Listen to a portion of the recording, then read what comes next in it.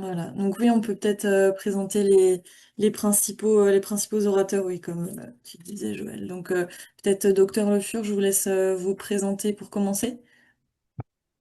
Bonjour, Emmanuel Le Fur. Du coup, je suis oncologue radiothérapeute au Centre armoricain de radiothérapie oncologie imagerie qui est situé donc à l'hôpital privé des Côtes d'Armor à Plérin. Je suis ravie voilà, de pouvoir participer à cette réunion Onco-Bretagne et faire le lien entre les différents groupes bretons. Voilà. Merci. Joël, tu peux enchaîner. Joël Castelli, je suis radiothérapeute, Eugène Marquis et président donc au Bretagne. Merci. Céline. Oui, Céline Desroff, moi je suis pharmacien à Lomédie de Bretagne. Donc j'aurai l'occasion pour ceux d'entre vous qui ne connaissent pas cette structure, on le détaillera un petit peu plus loin ensemble.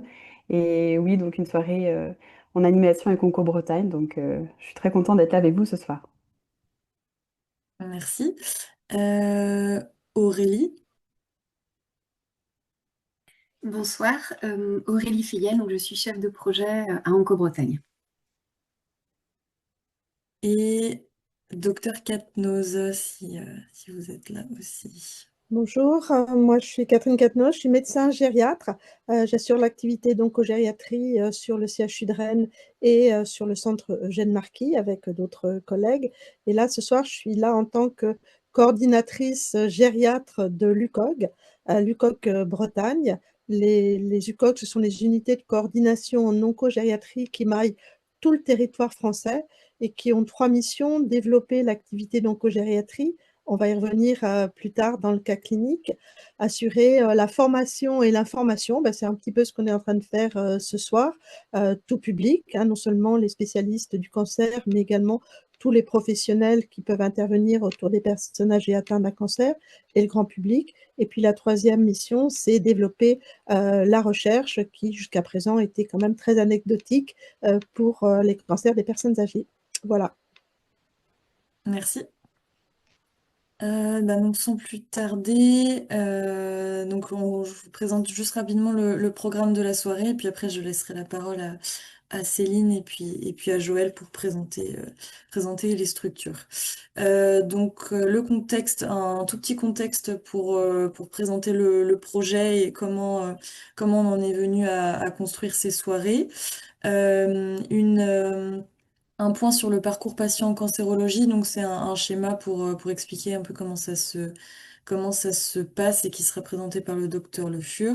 Et ensuite, la grosse partie du coup de la présentation, le cas clinique de Madame B, qui sera du coup déroulé et à travers lequel on verra donc des outils de coordination en cancérologie, une synthèse, et puis je laisserai la parole aussi à Louisa Henry, je ne sais pas si elle est connectée actuellement, mais qui est de l'association Symbiose et qui viendra présenter la structure. Voilà. Donc, je laisse la parole à Céline pour présenter l'Omédite. Oui, donc alors l'OMEDIT, donc c'est l'acronyme pour Observatoire du médicament, des dispositifs médicaux et de l'innovation thérapeutique. Vous m'entendez? Oui, oui, c'est bon? J'entends bien, oups. Donc le Médit Bretagne, donc oui, parce que nous sommes donc des structures régionales, donc d'appui et de vigilance, d'évaluation, d'information et d'expertise scientifique. Donc on a un certain nombre de missions qui sont donc définies par décret. C'est vrai qu'on est plus en lien avec le milieu hospitalier, peut-être aussi par notre formation, on est plusieurs pharmaciens hospitaliers.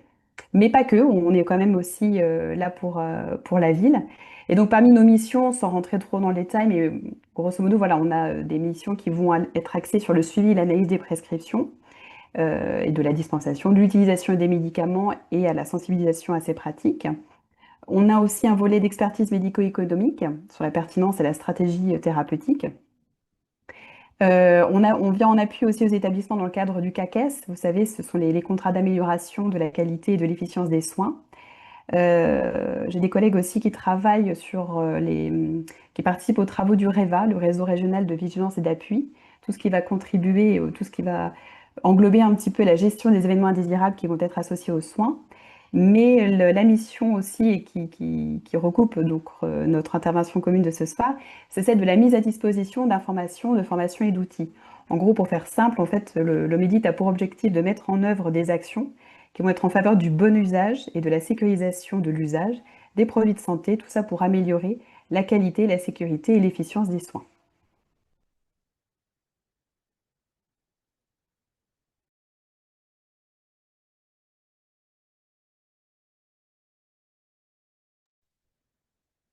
Alors, un petit mot sur Onco-Bretagne, donc qui est le dispositif spécifique régional du cancer pour la région Bretagne. Il y avait en fait sur cette slide les missions selon l'instruction des GOS de 2019. Hein. Il y a 4 grands axes dans les missions d'Onco-Bretagne. Et ce soir, on s'inscrit dans notre 4e axe, hein, information, formation des acteurs. Onco-Bretagne, c'est une association avec une petite cellule de coordination. On a un petit DSRC par rapport à ce qui peut se faire sur le reste de la France. Après, c'est pas parce qu'on est petit qu'on ne fait pas plein de choses et qu'on n'est pas motivé. Mais voilà, on a une structuration un petit peu particulière sur la Bretagne avec un tout petit DSRC. On est globalement 4 personnes. Quand je dis on, c'est pas moi je ne compte pas dans la cellule. Hein, c'est une association, mais après, il y a vraiment la cellule de coordination qui pilote par rapport à certains mastodontes dans certaines régions qu'on nommera pas, où ils sont 30 ou 40. Donc, globalement, l'ensemble des établissements de santé qui font de la cancéro font partie donc au Bretagne. Hein, fait partie des obligations en fait pour les autorisations. Donc, on couvre tout le territoire avec un appui important, puisque voilà, c'est le fonctionnement qui a été voulu sur la Bretagne et qui est intéressant sur les structures plus territoriales. Je ne vais pas décliner tout le monde, parce que quand on commence à décliner, on oublie. Donc, le meilleur moyen, c'est de ne pas citer, dire qu'il y a beaucoup de monde, il y a beaucoup de partenaires et sans lesquels on ne peut pas travailler. Et j'espère réciproquement que nous aussi, on apporte à tous ces partenaires. Merci Joël. Hop, un petit point rapide sur juste un livret des structures de coordination en cancérologie qu'on a créé avec l'aide de nombreux partenaires. Alors, ça a plus de sens quand on organise la soirée en présentiel parce que le livret est distribué, mais enfin voilà, c'est un livret qui liste du coup quelques structures qui interviennent voilà, en coordination en cancérologie et si ça vous intéresse, il est quand même disponible en PDF sur notre site voilà, pour avoir des ressources sur tout ce qui est coordination. Hop. Ensuite, un petit contexte du projet présenté par Céline. Oui, donc en fait, ça remonte maintenant à 2021, cette volonté d'organiser ces soirées, mais bon, on n'est pas arrivé à cette finalité tout de suite.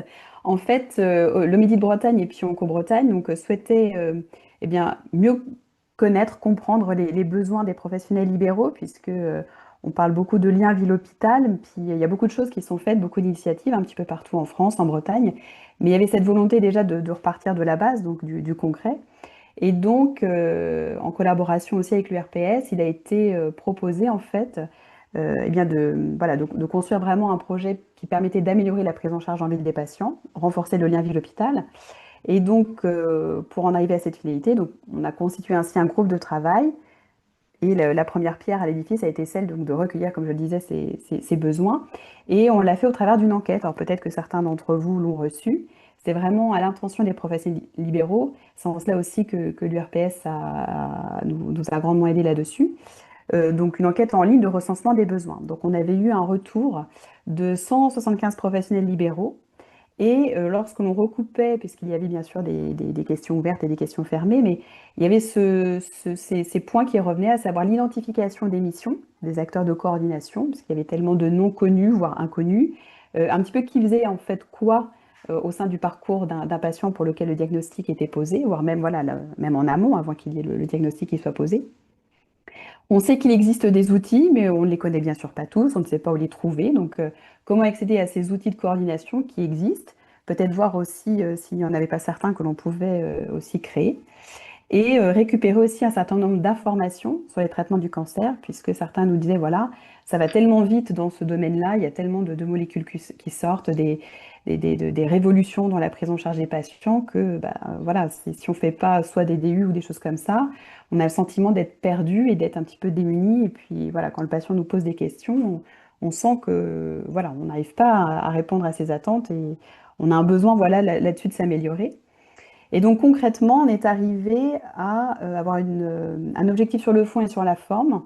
On s'est dit, voilà, peut-être que si on proposait au travers d'un cas clinique, qui est assez proche de la réalité d'ailleurs, eh bien si on pouvait présenter voilà, le parcours de soins d'une patiente, qui permettrait de mettre en perspective les outils de coordination qui existent sur le territoire national, régional, de voir quels acteurs étaient associés à chaque étape, là où chacun, professionnels hospitaliers et libéraux, participait à cette prise en charge et comment ils pouvaient se coordonner, finalement, se retrouver. Et sur la forme, l'envie voilà, d'organiser des soirées d'information. Donc, comme l'a dit Laurine, alors il y avait cette envie de le faire en présentiel ou en distanciel. C'est vrai qu'on l'a déjà fait à 2 reprises. On veut passer dans chacun des départements bretons.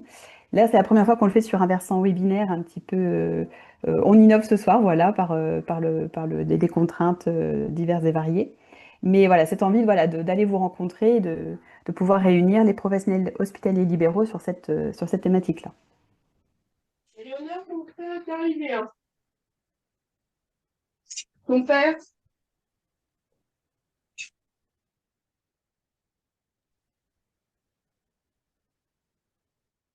Hop. Alors maintenant, je vais laisser la parole au docteur Le Fur pour vous présenter un schéma type qu'on a appelé pour le parcours patient en cancérologie. Donc là, le but, voilà, c'est de présenter un parcours global, puis on détaillera plus en détail. Donc initialement, dans le parcours en cancérologie, ben, finalement, il va y avoir l'apparition, dans la majorité des cas, de symptômes ou sur un diagnostic biologique, des fois dans le cancer de la prostate, sur un dosage du PSA, donc soit des symptômes anormaux, une prise de sang anormale ou un bilan d'imagerie qui fortuitement va découvrir une anomalie qui pourrait faire suspecter un cancer. Et donc ça, c'est le plus souvent au départ le médecin généraliste qui va avoir une alerte et qui va adresser à un médecin spécialiste pour pousser les investigations. À ce moment-là est réalisée donc une biopsie. Puis en cas de confirmation du cancer, il va y avoir donc une annonce et la mise en place d'un bilan d'extension pour identifier donc la propagation ou non du cancer. Et ensuite, le médecin spécialiste va présenter le dossier en RCP, c'est-à-dire réunion de concertation pluridisciplinaire qui regroupe donc plusieurs spécialités, donc le plus souvent des spécialistes d'organes, puisque la RCP, elle va être par localisation tumorale, donc on a des RCP digestifs, des RCP urologiques, etc. Et donc il va y avoir les spécialistes d'organes, oncologues, chirurgiens, des radiologues, des anatomopathologistes, et donc on a des réunions hebdomadaires sur chaque localisation avec les médecins spécialisés pour pouvoir donc décider du traitement qui nous semble le plus adapté, soit parce que dans la plupart des cas, il y a des recommandations internationales et nationales, soit dans certains cas, adapté au profil patient avec ses comorbidités et une adaptation des recommandations à l'état général du patient, notamment qui sont repérées chez les patients âgés via des scores oncodage dont on parlera tout à l'heure, qu'on appelle le score G8. Sur cette phase, et juste par rapport au département du 22, on a la chance dans les Côtes-d'Armor de réaliser ces RCP avec l'ensemble des structures publiques privées. Et donc, en fait, il y a une RCP digestive pour l'ensemble du département qui regroupe l'ensemble des spécialistes, qu'ils soient de Saint-Brieuc à Lannion, à Plérin, etc. Et donc, c'est une RCP commune sur l'ensemble du département pour chaque spécialité. À l'issue de cette RCP, on fait donc soit la nécessité d'examens complémentaires, on juge que le bilan initial n'est pas suffisant pour pouvoir prendre une décision et donc on dit il faut faire tel ou tel examen complémentaire et représenter le dossier, ou alors l'ensemble du dossier est complet pour pouvoir permettre la décision et on prend une décision, il y a une proposition de décision thérapeutique qui ensuite donc, va être expliquée par le médecin spécialiste, qui peut être repris dans les consultations d'oncologie médicale ou d'oncologie radiothérapie par une consultation d'annonce paramédicale ou d'accompagnement paramédical. Et donc, à l'issue de cette consultation médicale, une fois qu'on a expliqué au patient, on va réaliser ce qu'on appelle un PPS, hein, c'est-à-dire un plan personnalisé de soins, où est explicité le traitement prévu et les effets secondaires possibles de ce traitement, ainsi que généralement une sorte de calendrier un petit peu sur comment dire, la chronologie du traitement, voilà.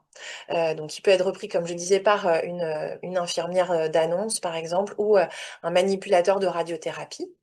Et puis, secondairement, le patient est adressé à la personne qui va gérer le traitement. Donc, si c'est une chirurgie qui est prévue, un chirurgien. Si c'est un traitement oncologique, ça peut être soit un oncologue médical ou un radiothérapeute.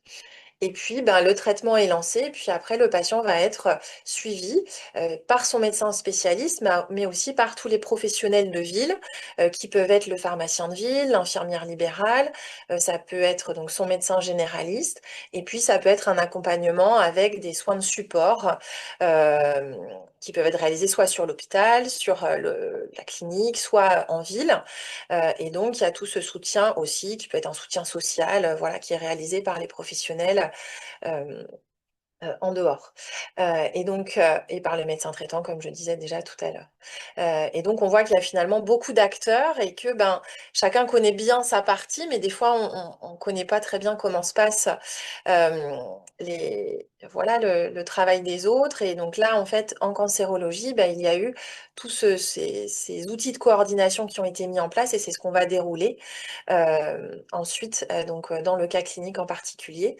Et donc, à chaque progression ou récidive, il va y avoir un nouveau passage en RCP et la suite de la prise en charge qui reprend avec un nouveau traitement, le même suivi, avec une réévaluation, puisque le patient peut effectivement progresser ou récidiver, mais heureusement, les soins de cancérologie ont beaucoup progressé et on a aussi beaucoup de patients qui, à l'issue du traitement, sont définitivement en rémission et donc ils vont avoir besoin aussi d'un accompagnement avec besoin éventuellement de soins de support, de réaccompagnement après le cancer pour la reprise du travail et la poursuite de la surveillance. Donc, on va passer au cas particulier de Madame B qui va nous servir donc à dérouler tous les outils utilisés en cancérologie et qui peuvent être utiles pour les professionnels de ville à connaître dans leur pratique. Donc, on commence en 2017. Madame B, alors, a 68 ans. Elle est née en 1949. On note une obésité dans un contexte de 148 kg, 1,66 m avec un IMC à 53. Elle présente un score OMS à 1. Alors, le score OMS, c'est vrai que c'est un score que nous, on utilise beaucoup, qui va de 0 à 4. En gros, 0, c'est un patient en parfait état général et 4, c'est un patient grabataire. Et ça nous aide un petit peu dans la décision thérapeutique aussi. On ne va pas faire le même traitement à quelqu'un qui est OMS 0, à quelqu'un qui est OMS 4. Elle n'a pas d'antécédents familiaux, elle est mariée, 3 enfants, elle est ménopausée. Et comme antécédent, on note une obésité morbide et une hypertension artérielle. Elle vit avec son mari en appartement au 2e étage. Elle se déplace seule mais lentement. Elle n'a pas de suivi gynécologique, elle voit peu son médecin traitant. Et depuis 6 mois, elle se plaint de douleurs dorso-lombaires. En décembre 2017, elle consulte aux urgences du fait d'une accentuation des douleurs dorso-lombaires qui avait été aggravée après une consultation d'ostéopathie. À l'issue de cette consultation aux urgences, elle est hospitalisée en service de rhumatologie. Finalement, lors de l'examen initial réalisé par le médecin urgentiste, il est découvert une masse au niveau du sein droit avec une atteinte cutanée qui en fait avait été négligée par la patiente. À l'issue de l'hospitalisation en rhumatologie pour ces douleurs dorso-lombaires invalidantes, le bilan radiologique identifiait finalement de l'arthrose et elle a été mise sous anti-inflammatoire donc par le rhumatologue.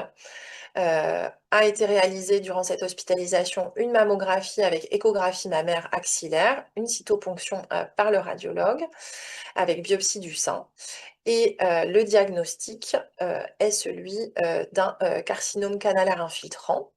Donc, avec un bilan d'extension où on n'identifie pas de métastase. Donc, on est à un carcinome mammaire localisé. Et ce qu'on regarde dans les cancers du sein, ce sont les RH, c'est les récepteurs hormonaux qui, dans son cas, sont positifs. HER2 qui est négatif et un KI67 à 10%. C'est des critères pour nous d'agressivité qui nous aident à décider, à prendre en charge la patiente et à décider lors de la RCP du meilleur traitement à envisager. À l'issue donc de ce diagnostic, de ces résultats anatomopathologiques, son dossier est passé en RCP, avec un passage donc, dans la RCP départementale scénologie-gynécologie, où, comme je le disais tout à l'heure, donc il y a un échange entre des oncologues médicaux, des oncologues radiothérapeutes, des chirurgiens, des gynécologues, et ça coordonné par le 3C, on va détailler juste après. Et donc chez cette patiente, il est proposé d'abord un traitement anti-hormonal, qu'on appelle donc hormonothérapie, avec du létrozole Femara, puis à l'issue, enfin, l'objectif, c'est qu'on ait une réponse sous hormonothérapie pour pouvoir envisager secondairement une chirurgie, puisque là, on a une atteinte qui est vraiment importante au niveau du sein, donc pas de possibilité de chirurgie d'emblée. Donc, je laisse la page. Voilà, et donc la fiche RCP est ensuite adressée à l'ensemble des médecins qui ont géré la patiente au départ. Donc, les médecins qui ont fait le diagnostic, le spécialiste d'organes qui a mis son dossier en RCP, et puis le médecin traitant qui reçoit le compte-rendu de la fiche RCP. Je laisse la place à Joël, je crois. C'est Oui, ça. merci Emmanuel. Donc effectivement, après, donc, la gestion de la RCP est un une des possibilités fournies par ce qu'on appelle le DCC, le dossier communicant de cancérologie, mais qui ne fait pas que ça.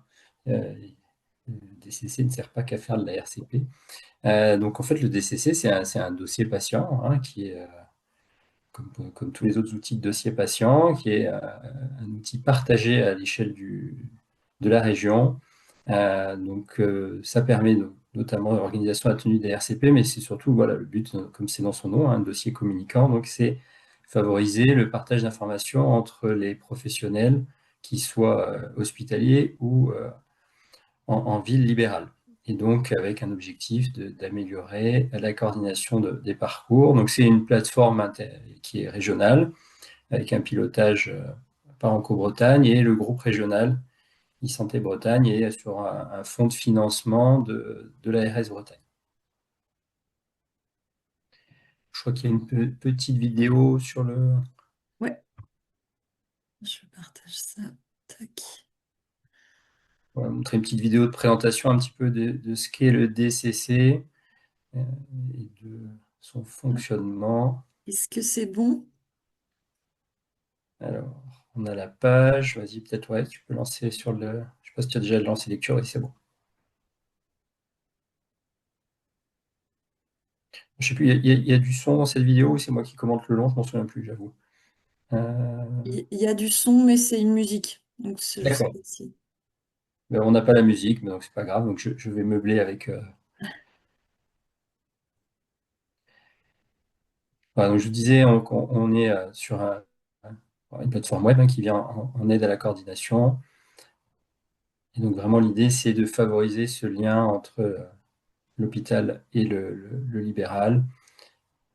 On a cette partie sur les RCP, donc organisation et tenue des RCP. Et donc dedans, ben, voilà, on peut aller mettre l'ensemble des informations du dossier patient pour que tous puissent y accéder.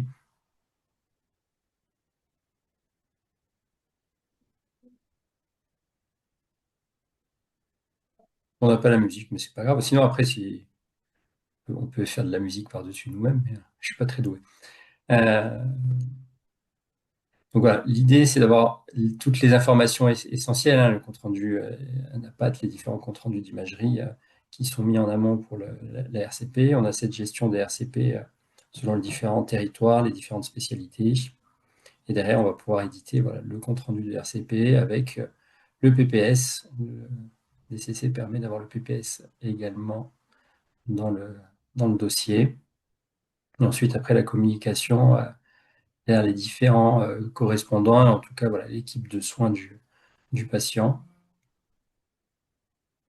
Donc le tout toujours dans un contexte de sécurisé. On est sur des données de santé, donc des outils sécurisés.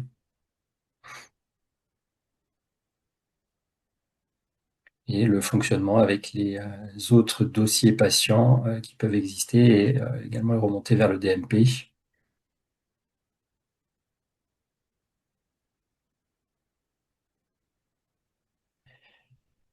Donc, les utilisateurs, c'est tout le monde, c'est tout professionnel en fait qui va intervenir dans la prise en charge du patient. Donc c'est vraiment un outil qui est ouvert à tous.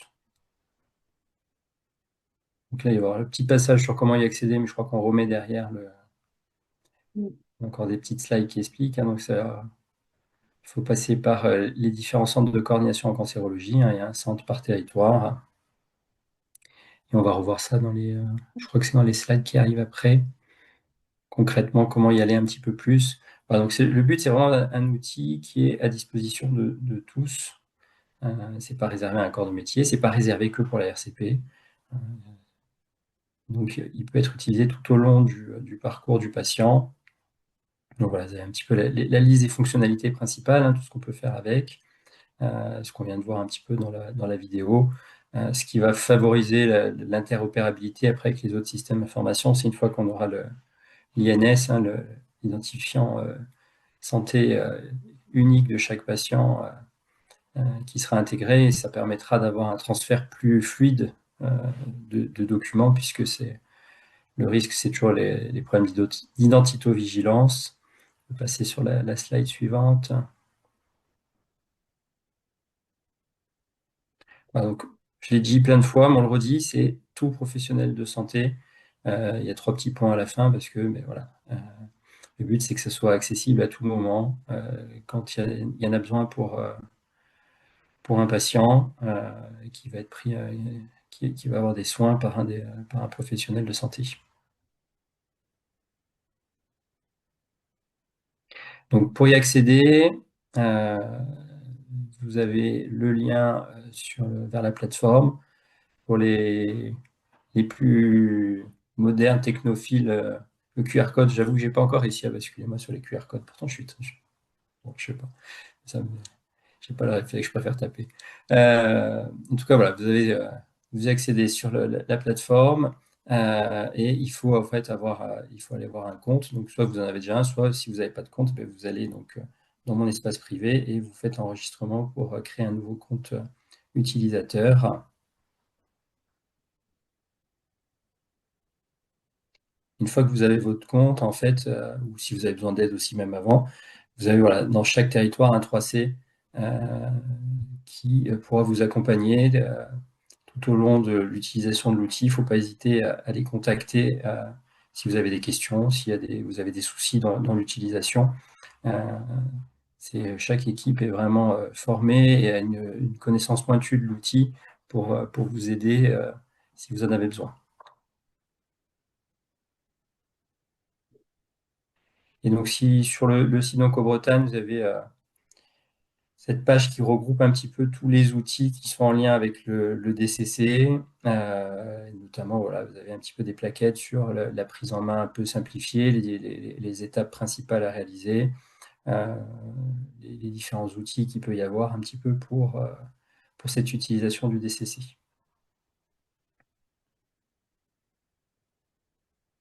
Ouais, je pense qu'il n'y a pas d'autres choses à couvrir. Je vais C'est bon rendre pour le DCC, oui. la parole, je crois que c'est Emmanuel qui reprend là sur le suite du parcours de Madame. Donc, à l'issue de cette RCP, eh bien, donc, la patiente est vue en consultation d'annonce médicale pour pouvoir expliquer donc le traitement. Les modalités de prise, là en l'occurrence c'est un traitement oral, et puis expliquer les différents effets secondaires possibles. À l'issue, donc là en l'occurrence, le traitement d'hormonothérapie associé secondairement à une chirurgie. À l'issue de ce temps médical d'annonce est souvent associé à un temps d'accompagnement paramédical. Donc juste, pardon, une fois qu'on a expliqué le traitement, on réalise un plan personnalisé de soins qu'on va adresser, donc qu'on donne aux malades et qu'on adresse avec notre courrier de consultation, qu'on adresse aux médecins généralistes.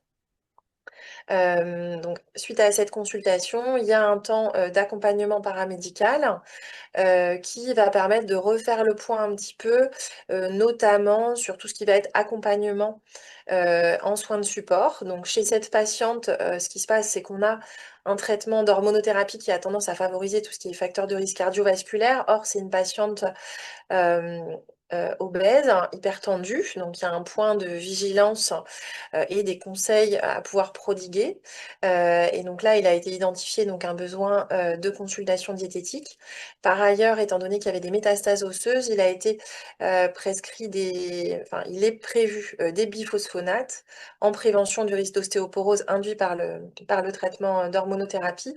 Et ça nécessite au préalable une prise en charge dentaire pour s'assurer de l'absence de nécessité de soins dentaires avant l'instauration du traitement par biphosphonate. Donc ça, on le fait systématiquement avec la nécessité d'avoir un bon lien, un bon relais sur les prises en charge et les professionnels de ville.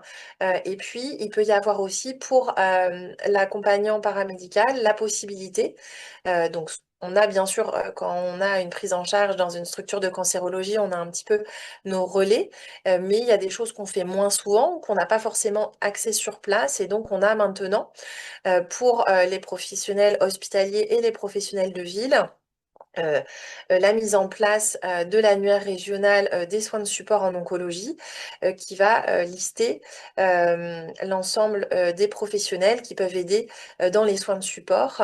Du coup, c'est Aurélie Fayette qui va présenter. Merci. Avant de poursuivre sur l'annuaire des soins oncologiques de support, je vais juste reprendre la définition de ce que c'est exactement. Donc, les soins de support sont définis comme l'ensemble des soins et soutiens donc, nécessaires aux patients atteints de cancer, donc pendant et après la maladie. Ils se font en association avec les traitements spécifiques contre le cancer lorsqu'ils sont mis en place. À savoir que ces soins ne sont ni optionnels ni secondaires et qu'ils permettent d'améliorer la qualité de vie, de diminuer les effets secondaires, les séquelles à long terme et puis d'augmenter le taux de survie. Alors, concrètement, qu'est-ce que l'annuaire régional des soins de support? Donc, c'est un site internet doté d'une cartographie interactive. Donc, c'est un outil d'information et d'orientation donc, qui permet à la fois à un patient, à un proche aidant, un professionnel de santé, qu'il soit en ville ou en établissement de santé, de pouvoir effectuer une recherche donc, en fonction d'un mot-clé ou d'un soin de support recherché, et puis du lieu que souhaite avoir le patient, donc, soit dans son établissement de santé ou au plus proche de son domicile. Et la particularité de cet annuaire, c'est qu'en fait, il est alimenté par les structures elles-mêmes, donc qui proposent des soins de support. Donc, quand je parle de structure, c'est-à-dire les établissements de santé, les associations, et puis toutes les structures de ville, maisons de santé pluriprofessionnelles, etc. Alors, Laurine, si tu peux... Merci. Alors, pourquoi mettre en place un annuaire des soins de support? Donc là, chaque DSRC doit mettre à disposition des usagers un annuaire des soins de support, notamment parce qu'il y a eu les dernières années plusieurs constats sur le terrain. Donc d'une part, ça montrait donc, des constats qui ont été faits notamment par la Ligue nationale contre le cancer et par l'AFSOS, l'Association francophone des soins oncologiques de support, donc, qui ont montré qu'il y avait une hétérogénéité de l'offre en soins de support donc, selon les territoires. Donc, en Bretagne, par exemple, les soins de support sont beaucoup plus présents sur le littoral et beaucoup moins en centre-Bretagne, notamment. Deuxième point important, que le terme soins de support donc, était quelque chose qui était méconnu ou mal identifié, donc aussi bien par les patients que par les professionnels de santé, notamment ceux qui n'ont pas l'habitude de graviter dans le champ de la cancérologie. Et puis enfin, qu'il y avait des difficultés d'orientation donc, vers les soins de support pour les patients. Parallèlement à tout ça, donc, les politiques publiques se sont mobilisées, notamment à travers la stratégie nationale de lutte contre les cancers 2021-2030, dont un des objectifs en fait vise à améliorer l'accès et la qualité donc, aux soins oncologiques de support au plus proche du domicile du patient. En 2021, l'Institut national du cancer a publié également un référentiel national sur les soins oncologiques de support pour les patients adultes atteints de cancer, donc en fait qui prône une organisation différente de ce qu'on avait l'habitude de connaître, donc plutôt en décloisonnant, en allant vers la ville, parce que le patient passe 90% de son temps maintenant aussi à domicile. Et puis enfin, la réforme des l'avant-dernière réforme des autorisations pour les établissements de santé donc de 2022, comme on demande aux établissements de santé en fait à ce qu'ils puissent garantir l'accès et l'orientation des soins de support donc pour les patients qu'ils prennent en charge au plus proche de leur lieu de vie. Mais encore faut-il que les professionnels des établissements de santé puissent savoir ce qui se fait hors les murs. Merci Laurie. Alors, ce que permet concrètement l'annuaire régional des soins de support, donc c'est déjà de rendre visible tout ce qui est proposé donc pour améliorer la qualité de vie du patient donc au sein des établissements de santé, des associations, des structures de ville. Ça permet, comme je l'évoquais tout de suite, de découvrir ce qui est proposé donc à proximité de toutes ces structures au plus proche du domicile. Ça permet donc forcément d'améliorer la coordination entre les acteurs de santé de ville et puis hospitaliers, et forcément d'améliorer l'accès aux soins de support donc pour les patients et les proches aidants du territoire, et in fine de fluidifier le parcours des patients atteints de cancer. Par exemple, là, vous avez la cartographie. Alors, comme normalement en présentiel, ça devait être sur le territoire de Saint-Brieuc, le territoire de santé 7, nous avons montré, là, vous pouvez voir les 86 résultats qu'on trouve actuellement, dans un rayon de 50 km autour de Saint-Brieuc. Donc, pour les structures que nous avons déjà rencontrées et puis qui ont accepté de rendre visibles les soins de support qu'ils proposent, donc soit en établissement de santé, soit en ville. Merci. Alors, donc l'annuaire des soins de support, donc je vous disais, propose des soins de support, mais le comité de pilotage de cet annuaire, du coup, a choisi de suivre les recommandations de l'Institut national du cancer, à savoir de proposer dans cet outil les soins de support qu'on appelle du panier 1K, c'est-à-dire la prise en charge de la douleur, la prise en charge diététique et nutritionnelle, la prise en charge psychologique des patients et également des proches et des aidants, la prise en charge sociale, familiale et professionnelle avec une attention particulière en ce qui concerne la réinsertion professionnelle et le monde du travail. D'autre part, tout ce qui concerne l'activité physique adaptée, les conseils en hygiène de vie. Alors, dedans, on retrouve notamment tout ce qui concerne les troubles de l'addiction, mais pas que, les conseils, les soins bucco-dentaires, les soins proposés par les pédicures podologues, etc.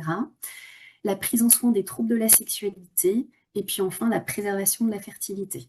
Alors, j'insiste sur le fait que l'entrée dans l'annuaire s'effectue donc par un de ces soins de support-là, ou par une recherche de mots-clés, et non pas par un professionnel de santé.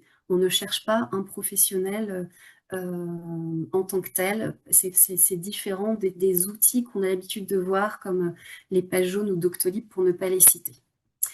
Et puis, donc dans la façon dont fonctionne cet annuaire breton, les 9 soins de support de ce panier 1K doivent être proposés par un des professionnels que vous voyez dans cette liste-là, donc toujours en suivant les recommandations de l'Institut national du cancer. Et puis, sachant que chaque professionnel de santé doit signer une charte en fait, pour intégrer l'annuaire. Et dans cette première phase de déploiement, donc qui dure un petit peu, parce que ce soit au sein d'Onco-Bretagne ou avec tous les 3C qui nous accompagnent sur chaque territoire de santé, nous sommes des toutes petites équipes. Et donc, dans cette première phase de déploiement, on demande à ce qu'un des professionnels de santé appartienne donc, aux structures suivantes que j'ai déjà un petit peu citées, donc les établissements de santé, les associations de patients professionnels, les CPTS, les communautés professionnelles territoriales de santé,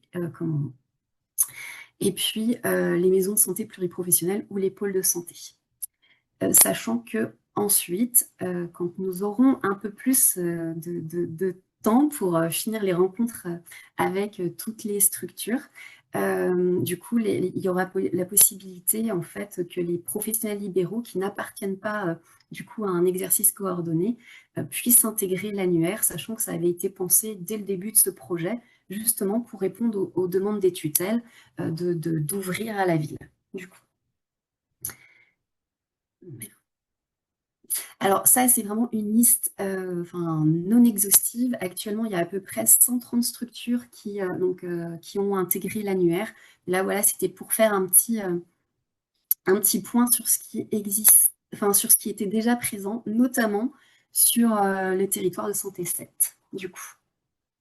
Bien représenté ce soir, en visio. Laurine, ouais. Donc, pour ceux ou celles qui sont intéressés et si les rencontres n'ont pas encore été effectuées ou ne pas encore prévues prochainement, n'hésitez pas à nous contacter, donc Laurine ou moi, donc à Onco-Bretagne, et puis, comme l'a souligné Joël tout à l'heure, donc un des 7 3C présents sur la Bretagne. Ensuite, pour revenir à notre cas clinique, Laurine, si tu peux passer la slide d'après. Donc, pour revenir au cas clinique de Madame B, donc Dr Le Fur avait évoqué les soins les besoins qui avaient été évalués pour Madame B. Donc, vous pouvez retrouver donc, dans l'annuaire des soins de support, par exemple, en tablant les mots-clés prise en charge diététique, etc. Donc, les fiches soins de support donc, qui peuvent correspondre aux besoins de Madame B. Donc là, soutien diététique proposé dans les alentours de Saint-Brieuc. Et également le bilan et suivi d'hygiène bucco-dentaire, comme l'avait évoqué le docteur Le Fur, sachant que ces outils vraiment permettent ces fiches permettent aux professionnels vraiment d'orienter cette patiente, donc en fonction de ce qui avait été évalué, mais pas que, également en fonction des nouvelles évaluations des besoins en soins de support qui pourront se faire tout au long du parcours. Et je vous laisse la main pour la suite. Merci. Donc là, donc elle a débuté son traitement, elle a pu bénéficier du bilan nutritionnel avec donc une consultation diététicienne pour lequel l'évaluation n'a pas retrouvé de symptômes digestifs, hormis donc une perte d'appétit. Une collation a été introduite l'après-midi avec un ajout d'apports protéinés au dîner. Et puis des conseils alimentaires en cas de toxicité digestive du traitement oncologique. Elle a par ailleurs vu donc un dentiste pardon, pour un bilan dentaire qui a permis d'abord de faire un état des lieux et de juger de la nécessité d'extraction dentaire avant l'instauration du traitement par biphosphonate. Donc elle a bénéficié de cette extraction dentaire et avant l'instauration du biphosphonate, donc il faut attendre un certain temps de cicatrisation pour limiter le risque d'ostéonécrose de la mâchoire. Et puis, secondairement, elle a pu bénéficier donc d'un suivi régulier, une fois tous les 6 à 12 mois, voilà, en fonction de l'état bucco-dentaire et des traitements mis en place. Et donc ça a pu être intégré dans le DCC.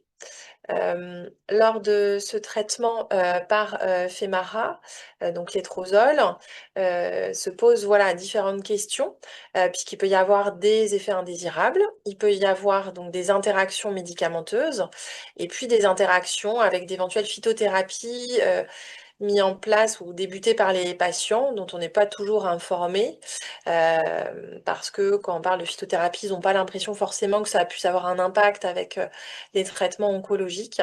Et donc, c'est pour ça que le pharmacien donc, a un rôle important et aussi tous les intervenants via la mise en place de fiches euh, de voie orale contre le cancer avec différents carnets de suivi.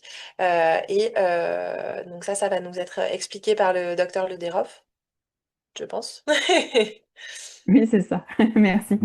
Oui, donc voilà, donc le patient bénéficie d'un traitement, cette patiente donc d'un traitement par voie orale, une hormonothérapie. Alors cette slide en fait, elle existe depuis déjà plusieurs années et on disait en 2025, mais ça y est, maintenant on y est. Un patient sur deux atteint d'un cancer recevra une thérapie orale. Ça, c'était les estimations d'Unicancer. Donc on sait que c'est vraiment une voie qui voilà, a connu un essor très très important. Actuellement, en termes d'accessibilité sur le territoire français, on a quand même à peu près 120 molécules que l'on va pouvoir, dans notre arsenal thérapeutique, par voie orale, il y a à peu près 120 molécules. Et sur ces 120, on en a quand même 2 tiers dispensés par la ville. Le tiers restant étant du ressort donc de la rétrocession, vous savez, les PUI à l'hôpital. Donc, face à quand même, on est face à un nombre conséquent de molécules par voie orale, et puis il en sort régulièrement, parfois même elles viennent d'ailleurs de la rétrocession. On voit bien qu'il y a une nécessité de prise en charge ambulatoire qui se doit donc d'être adaptée, parce qu'effectivement, vous pouvez avoir le diagnostic, une prise en charge dans les temps. Des fois, on se dit, ça y est, on a trouvé le traitement, pas que c'est fini, mais ça y est, on a fait le plus gros. Ben non, parce qu'on sait que derrière, il peut y avoir un certain nombre de paramètres qui peuvent décourager aussi le patient, hein. On sait que déjà que d'une part, il peut y avoir des interactions médicamenteuses. Alors, je me souviens d'une patiente, elle prenait des IPP, elle disait c'est trop bien, j'ai pas d'effet secondaire, mais en fait, le médicament, en fait, son absorption dépendait du pH gastrique et en fait, elle n'absorbait pas son traitement. Donc, du jour où les IPP ont été arrêtés, là, elle a eu des effets secondaires. Mais bon, en tout cas, on va chercher à éviter donc ces interactions médicamenteuses pour bien sûr avoir une efficacité optimale du traitement. Mais derrière, on sait qu'il faut prévenir, détecter, gérer les effets indésirables, parce que ça va aussi conditionner une bonne observance et avoir justement cette efficacité optimale que l'on recherche. Alors, dans ce contexte-là, plusieurs professionnels ont dit, voilà, on sait, il y a le RCP du médicament, mais ça fait entre 60 et 80 pages. Il faut prendre le temps, tout lire, tout ne nous intéresse pas non plus nécessairement.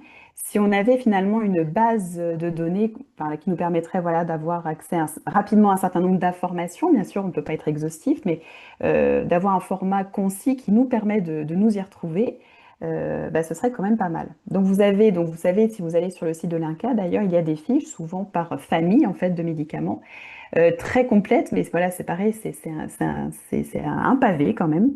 La Société française de pharmacie oncologique a créé des fiches qui font à peu près 7 pages et qui sont très bien faites, notamment pour la partie phytothérapie, comme on l'évoquait à l'instant, puisqu'effectivement, les patients, des fois, sur Internet ou autres, peuvent aussi se procurer comment dire, des traitements donc de la phytothérapie sans se dire que voilà, il peut y avoir nécessairement une interaction médicamenteuse.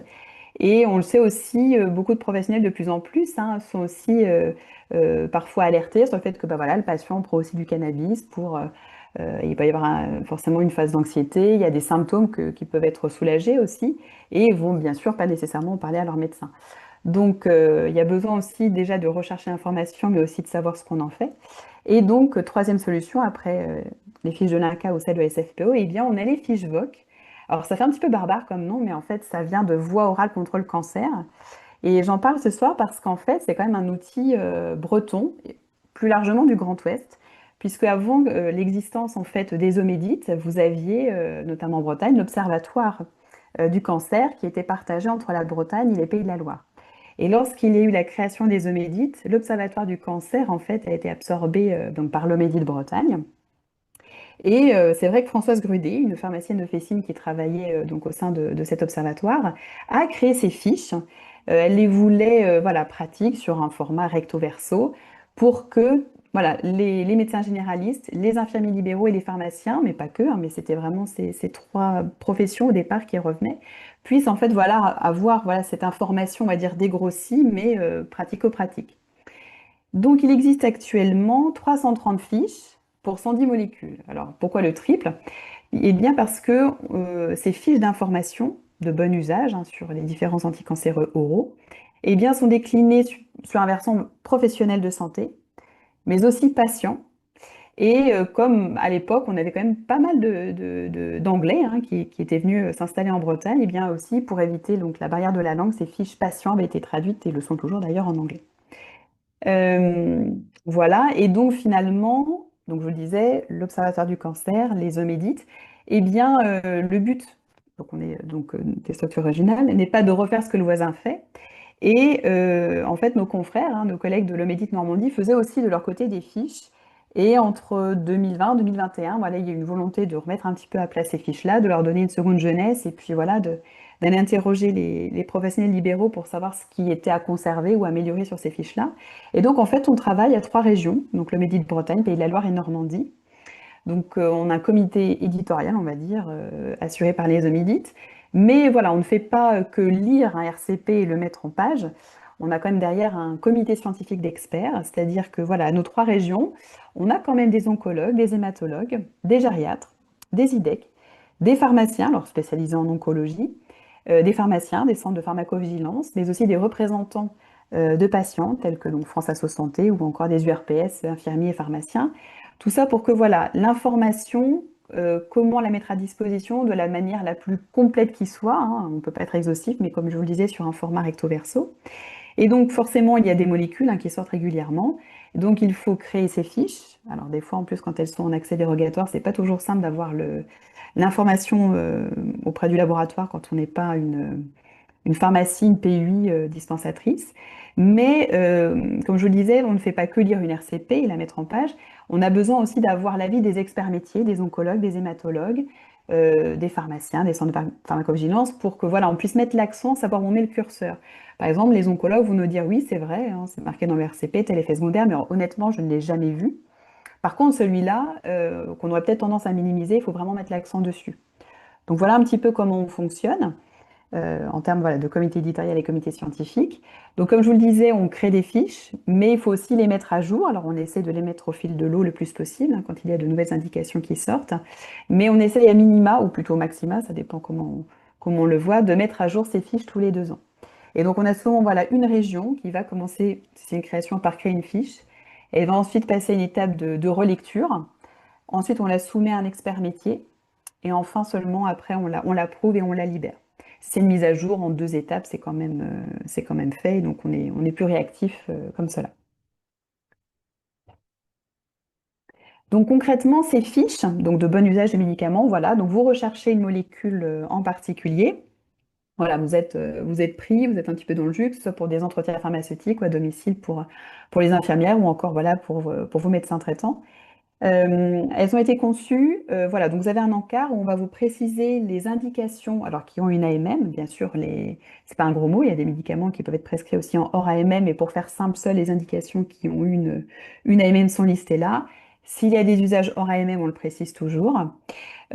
Forcément, l'organe visé, bon, le mécanisme d'action. Des fois, il peut y avoir donc 2 formes galéniques, éventuellement, des comprimés, des gélules par exemple. Les différents dosages sont ici renseignés, ce qui peut avoir son intérêt quand on a par exemple une diminution de posologie au regard de certaines toxicités. Les conditions de prescription, puisque des fois certains traitements comme l'hormonothérapie peuvent être renouvelés par le médecin traitant. Comme je vous le disais, il y a 2 circuits des fois de dispensation, l'hôpital et la ville, donc là on le précise bien. C'est vrai que des fois le patient ne sait pas qu'il y a une pharmacie à l'hôpital, donc des fois se rend en officine, on lui dit ah non, là par contre s'il faut aller dans un établissement qui a l'autorisation ou une PUI avec activité de rétrocession, donc souvent voilà, des fois le patient fait un peu la navette entre l'hôpital et la ville à ce moment-là. Les posologies usuelles, ça c'était une demande quand on avait refondu ces fiches-là, des infirmiers notamment, ben, pour avoir vraiment un ordre d'idée quand même de ce qui peut être prescrit, enfin, voilà, d'avoir un repère.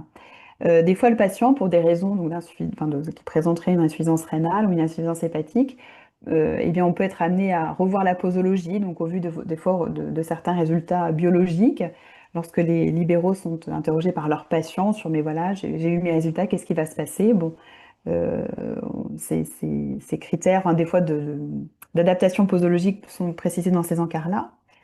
Les modalités de prise aussi, qui sont très importantes. Est-ce que le traitement doit être pris à jeun, à distance d'un repas? Quel est le nombre de prises par jour? Et surtout, la conduite à tenir en cas d'oubli. selon le nombre de prises et selon voilà, les recommandations laboratoires, eh bien oui, en cas d'oubli, on peut être amené à reprendre le traitement dans un temps imparti. Sinon, voilà, on se rapproche de trop près de la prise suivante et puis il y a un risque de majoration, donc de toxicité par exemple. Donc ces conditions-là de conduite à tenir en cas d'oubli sont notées. Mais aussi en cas de vomissement. Alors de toute façon, par défaut, c'est vrai que souvent c'est ne pas prendre hein, de nouvelles doses. Mais voilà, ce sont les mentions que vous allez retrouver sur ces fiches-là. Les conditions aussi, enfin les surveillances spécifiques. Pareil, comme je vous le disais, des fois donc, le patient a un certain nombre de questions au regard de ses résultats d'analyse ou de ses différents rendez-vous avec les spécialistes. Donc lorsqu'il y a vraiment des points de vigilance à avoir sur des surveillances en particulier, celles-ci sont nommées sur ces fiches au recto. Et au verso, vous allez retrouver, alors on ne peut pas être exhaustif, hein, comme je vous le disais, mais vraiment les médicaments sur lesquels il faut être vigilant en termes d'interaction médicamenteuse. Et alors, il suffit pas de dire attention, il y a une interaction avec tel médicament. On essaie au plus possible de décrire la nature de l'interaction et surtout eh bien, quelle action derrière à mettre. C'est-à-dire que si vous avez une interaction médicamenteuse avec voilà, un risque de surdosage ou de sous-dosage soit du traitement contre le cancer, soit du médicament coprescrit, un antibiotique par exemple. Souvent, voilà, on décrit quelle est la conduite à tenir. Est-ce qu'il faut diminuer la posologie de l'antibiotique? Est-ce qu'il faut partir sur une autre classe thérapeutique? Donc ça, elles sont listées ici. Et là, en l'occurrence, vous voyez, pour le Femara, il y a une interaction avec le cannabis, le cannabidiol. Et enfin, la gestion des principaux effets indésirables. Donc là, on est sur le versant professionnel, hein, les fiches en bleu pour les professionnels. Donc on décrit finalement donc les effets indésirables. Alors souvent on met en évidence bien sûr les très fréquents, mais certains effets indésirables rares, mais qui pourraient avoir des conséquences assez graves, sont quand même notés là. Et puis souvent il est précisé qu'au regard d'un grade, il peut être important eh bien, de prendre contact soit auprès donc, de l'oncologue, hématologue ou d'un spécialiste pour pouvoir ajuster le traitement. Souvent, voilà, le grade, c'est vraiment une définition de l'effet indésirable de manière objective et c'est un langage commun entre l'hôpital et la ville. Et puis voilà, c'est comment dire, le grade au regard de l'effet indésirable est décrit et donne la conduite à tenir pour pouvoir être le plus réactif possible. Alors forcément, sur les fiches patients, ce sont des fiches donc plus épurées, on va dire, mais où l'essentiel de ces informations-là sont retrouvées. Donc les conditions voilà, de dispensation, les conditions élémentaires de conservation du produit de manipulation, parce que ça reste quand même des anticancéreux, donc il faut quand même être vigilant là-dessus. Le plan de prise, les conditions de prise. Là aussi, on retrouve les conduites à tenir en cas d'oubli et de vomissement, et puis des alertes. Hein, on sensibilise le plus possible le patient à l'automédication pour pouvoir derrière peut-être déclencher des échanges là-dessus. Et alors parfois, donc notamment sur une population jeune, hein, il y a parfois un désir de grossesse dans le couple, et puis tout ça, ça vient forcément perturber. Donc voilà, s'il y a des modes de contraception à avoir et puis à maintenir un certain temps après le traitement, ces mentions-là aussi figurent sur les fiches patients. Et au dos, pareil, pour qu'ils puissent, alors, parce qu'ils ont tellement d'informations forcément qui tombent en même temps, donc pour pouvoir se raccrocher le cas échéant en cas de manifestation d'effets secondaires, vous avez les conseils de prévention et de gestion qui sont écrits dessus, auxquels le patient, oui, peut se raccrocher, lui et ses aidants d'ailleurs, qui essaient le plus possible d'aider la personne. Donc voilà, donc ces fiches-là existaient hein, du temps de l'observatoire, mais ont été mises à jour. Donc elles sont tout à fait consultables soit sur le site internet de l'Omédite Bretagne, donc là vous avez le cheminement, donc thématique cancérologie, médicaments anticancéreux et les fiches VOC, voie orale contre le cancer.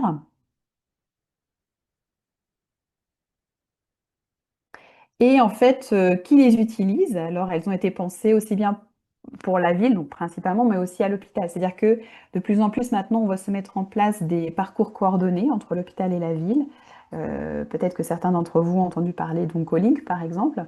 Mais voilà, pour qu'il y ait une information continue entre l'hôpital et la ville, donc ces fiches VOC, en fait, notamment pour les patients, peuvent être remises soit au cours d'un entretien pharmaceutique à l'hôpital, ou bien des fois ce sont aussi les IPA, hein, les infirmières de pratique avancée, ou les IDEC, ça dépend un petit peu de l'organisation des structures, qui vont remettre aussi ces fiches-là aux patients. Donc là, Là, j'expose vraiment les fiches Vogue côté patient.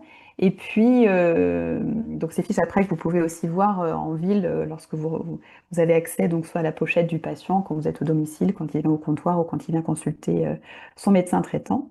Après, voilà, les fiches Vogue professionnelles ne sont pas bien sûr transmises, mais sont retrouvables, consultables sur le site internet. Et donc voilà, donc ça c'était une demande donc, des infirmiers libéraux notamment qui disaient bah voilà, ces fiches, moi je les utilise, mais au domicile du patient, c'est pas évident, j'ai pas de PC, j'ai pas forcément une tablette. Donc si vous aviez un moyen un petit peu de nous permettre d'accéder plus rapidement à ces fiches, nous sommes preneurs. Donc ça c'était l'URPS infirmier de Bretagne qui l'avait fait remonter. Et donc effectivement, une application, donc FicheVoc, est née, donc aussi bien accessible sur smartphone que Android. Et si, voilà, une fois téléchargé, vous allez voir en 3 clics, en fait, vous accédez aux fiches. On le verra sur la slide après, voilà. Une fois l'application téléchargée, voilà, vous avez la liste de toutes les fiches que vous pouvez consulter. Vous tapez, alors que ce soit le nom de spécialité, soit le nom de la molécule. Là, vous retrouvez l'écran d'après pour Femara notamment, toutes les fiches, qu'elles soient donc patient français, anglais ou bien professionnel. Et enfin, vous pouvez l'ouvrir et même la partager, l'envoyer sur une imprimante, etc. Donc ça, c'est une première version, enfin, c'est l'application telle qu'elle existe actuellement. Et on aimerait la faire évoluer, pourquoi pas sur des fiches conseils sur les traitements injectables. On sait que le développement de la prise en charge des patients en HAD est un des objectifs au niveau national et sur le territoire breton. Donc voilà, cette application devrait tendre aussi à proposer davantage d'outils à moyen terme. Et donc là, pour ce qui est du carnet de suivi, donc ça c'était un outil qui existait avant mon arrivée à l'Omédite et qui a été un petit peu refondu. Pareil, donc si vous voulez, il a été conçu par le groupe de travail interrégional avec notre comité scientifique, afin qu'il serve un petit peu, si vous voulez, de pense-bête. Autant les fiches Vogue vont être déclinées par molécule. Là, le carnet de suivi, donc il n'est pas orienté sur une molécule en particulier. Mais si on voit un petit peu les captures d'écran d'après, voilà, il a été un peu pensé comme un mémo et puis comme un petit peu comme un carnet de liaison en fait, en fonction des professionnels qui interviendraient dans la prise en charge du patient. Si vous voulez, le patient va pouvoir noter voilà, quel est son ou ses traitements anticancéreux oraux. Dans ce carnet figurent tous les conseils de prévention et de soins, donc vraiment tout confondu, pas forcément ciblé bien sûr sur la molécule, puisque l'on est vraiment sur quelque chose de transversal. Tous les contacts aussi qu'il peut avoir entre l'hôpital et la ville sont consignés dessus. Les dates aussi de ses rendez-vous successifs, voilà, s'il a une consultation, un scanner, s'il a un entretien pharmaceutique, un rendez-vous chez pédicorpodologue, parce que voilà, il a présenté il a des soins de pédicurie, il a un syndrome d'un pied, enfin en tout cas tout est cochable et remplissable. Et surtout, voilà, selon l'intervenant auquel il a affaire à un instant T, on peut dire, voilà, j'ai eu comment dire, un échange avec tel professionnel de santé face, mettons, un tel effet indésirable. Il m'a été conseillé ceci. Donc ça permet aussi un petit peu de retrouver la chronologie des événements lors des rendez-vous successifs. Donc ça, c'est un carnet que l'on peut adresser donc soit à la demande du patient, à la demande de pharmacie d'officine, ou encore de certains établissements de santé, hein, les pharmacies en rétrocession qui effectueraient des entretiens pharmaceutiques. Donc ça, maintenant, on a comment dire, un budget impression et on peut les adresser. Oui, c'est tout bon. Je pense que j'ai pratiquement fini pour cette partie-là. Le dernier outil, alors on ne va pas parler d'avenant 21 parce que les choses évoluent vite maintenant. Je vais plutôt parler d'entretien pharmaceutique à l'officine. Pour deux choses, parce que peut-être certains ont entendu, d'entre vous ont parlé de l'expérimentation Oncolink. Alors c'est peut-être plus sur le bassin donc, de Rennes avec le centre Jeanne Marquis, du centre hospitalier de Quimper ou encore du CHU de Brest. On va dire que Côte d'Armor, Morbihan, un petit peu entre les deux, peut-être un petit peu moins. Mais en fait, si vous voulez, c'est toute la coordination en fait, qui est mise en place pour Oncolink entre l'hôpital et la ville, mais qui à terme aussi intègre une partie entretien pharmaceutique à l'officine. Donc ça, c'est une expérimentation qui va passer dans le droit commun, qui a eu beaucoup d'échos positifs. Mais il existait déjà quelque chose dans le droit commun qui est l'avenant 21, pour faire simple, donc des entretiens pharmaceutiques réalisés à l'officine, puisque donc voilà, le pharmacien a un certain nombre d'entretiens qu'il peut déjà mener, hein, anticoagulants oraux, prise en charge de l'asthme, ou encore les patients qui sont polymédiqués. Et donc là, il y en a vraiment un accès, voilà, patient sous thérapie orale. Alors, les patients éligibles à ces entretiens pharmaceutiques réalisés en officine sont ceux de 18 ans et plus, qui sont en initiation de traitement ou qui étaient déjà sous traitement. Et ça va concerner aussi bien les cytotoxiques que l'hormonothérapie, que les thérapies ciblées. Donc il y a comment dire, 3 entretiens qui doivent être effectués dans l'année. Et au bout des entretiens, de ce troisième entretien-là, une rémunération faite par l'assurance maladie. Donc un échange en 3 temps. Le premier, voilà, où le pharmacien va pouvoir évaluer l'appropriation du traitement par le patient. Voilà, lui, un petit peu balayer tous les conseils en fait et les modalités de prise du traitement, faire un point aussi sur les éventuelles interactions médicamenteuses. Puis le patient est revu un mois après. Il a pris son traitement au cours d'un mois, donc là on va pouvoir voir s'il y a des difficultés liées à la prise du traitement, s'il y a un impact sur sa vie, est-ce qu'il y a des effets indésirables, est-ce qu'il a su les gérer. Souvent l'oncologue donc, a prescrit une ordonnance voilà, si besoin selon les effets indésirables manifestés. Est-ce que les conseils ont été suivis? Voilà, on fait un petit peu le point. Et puis, à M6, au 6e mois, voire un petit peu plus tôt, si on sent que, il y a peut-être quelque chose qu'il faudrait reprendre, il y a un entretien dédié à l'observance du traitement. Donc, si vous voulez, l'assurance maladie donc, avait listé un certain nombre de questions à poser au cours de ces entretiens-là. Et l'URPS pharmacien a dit, voilà, ce sont des questions des fois un petit peu trop générales, des fois on ne sait même pas ce qui est attendu en fait derrière ces questions-là. Donc s'il y avait tout comme les fiches VOC finalement, des grilles d'entretien pharmaceutique dédiées pour chaque molécule, nous déjà ça nous permettrait de gagner du temps et d'être un petit peu plus serein au cours de l'entretien, qui bien sûr doit être préparé en amont, hein. Mais voilà, voilà, on sait déjà un petit peu là où on doit aller, comment évaluer un petit peu le degré d'appropriation du patient et pouvoir mener donc correctement ces entretiens-là dans un temps imparti. Donc avec l'URPS pharmacien, tout comme pour les fiches VOC, voilà, on a décliné des grilles d'entretien par molécule, donc pour 80 d'entre elles, et pour chacun des 3 entretiens, avec des réponses pour lesquelles enfin des questions pour lesquelles on a vraiment une réponse précise au regard de la molécule. Donc juste, je vais pas m'éterniser dessus, mais si tu montres Laurine sur le site internet, voilà. Pareil sur le site internet de l'Omédit, pour chacune des molécules, donc là notamment pour le Femara, on va pouvoir retrouver les grilles d'entretien pharmaceutique. Et si on regarde un petit peu après, juste en capture d'écran, un petit peu comment ça se présente. Donc là, c'est le cheminement sur le site internet pour arriver à Avenant 21, fiche de suivi patient. Merci. Donc là, on rappelle un petit peu en amont de l'entretien quelles sont les recherches qui doivent être faites par le pharmacien pour pouvoir mener à bien son entretien. Et à la fin, donc l'idée, bien sûr, c'est de regarder le patient les yeux dans les yeux, de pas driver sur sa fiche. Mais c'est un peu, si vous voulez, un chemin de fer.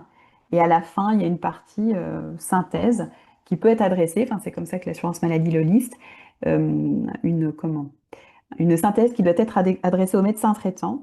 Et une fois ces 3 synthèses remplies, adressées, la rémunération derrière auprès de l'assurance maladie peut être faite. Si tu continues juste un petit peu après, je pense que j'ai fini, c'est juste des captures écran. Voilà.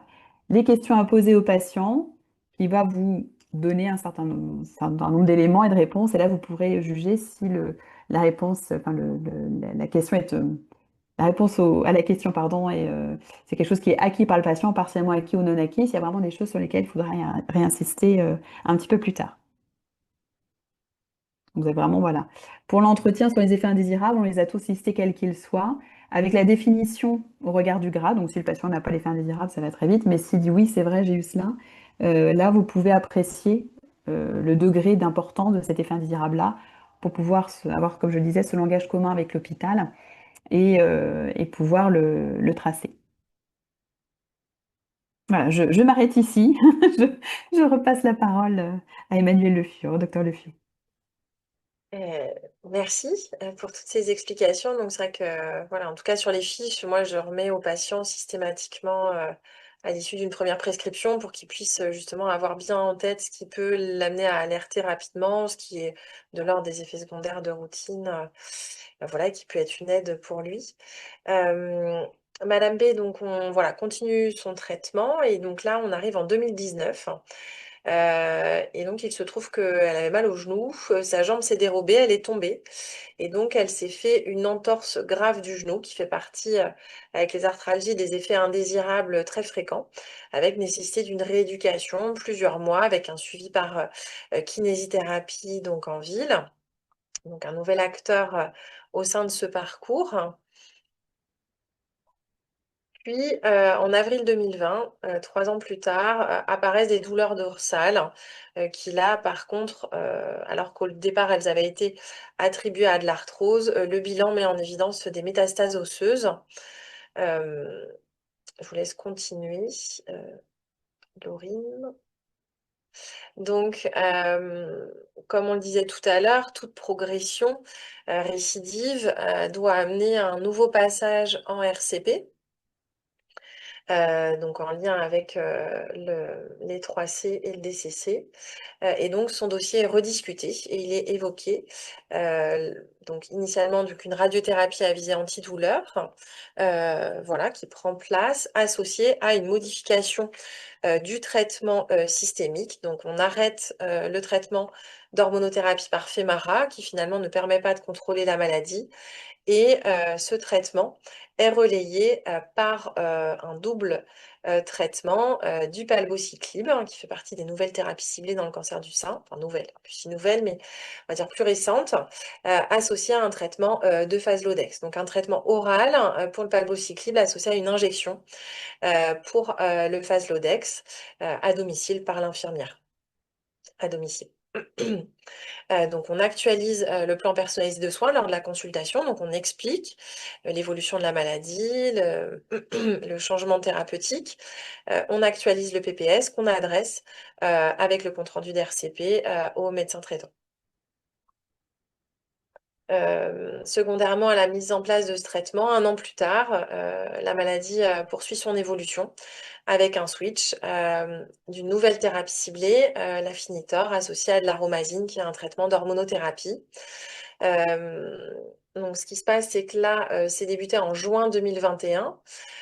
Et puis, progressivement, une apparition et une majoration de toxicité, notamment une anémie persistante, traitée par folate et EPO, une toxicité cutanée avec un syndrome main-pied fréquent dans ces thérapies oncologiques, donc de grade 2, et puis d'un point de vue digestif, une constipation de grade 2. Donc l'ensemble de ces effets secondaires entraîne une tolérance un peu plus difficile avec la décision d'une diminution de la posologie du traitement de thérapie ciblée par Afinitor qui est responsable de ces effets secondaires. Donc, du fait de la survenue de ces différents effets secondaires, a été mis en place un suivi à domicile par infirmière libérale dans le cadre de la gestion du pilulier, d'injection de PO, de soins d'hygiène, dans le cadre de l'avenant 6, dont on parlera juste après.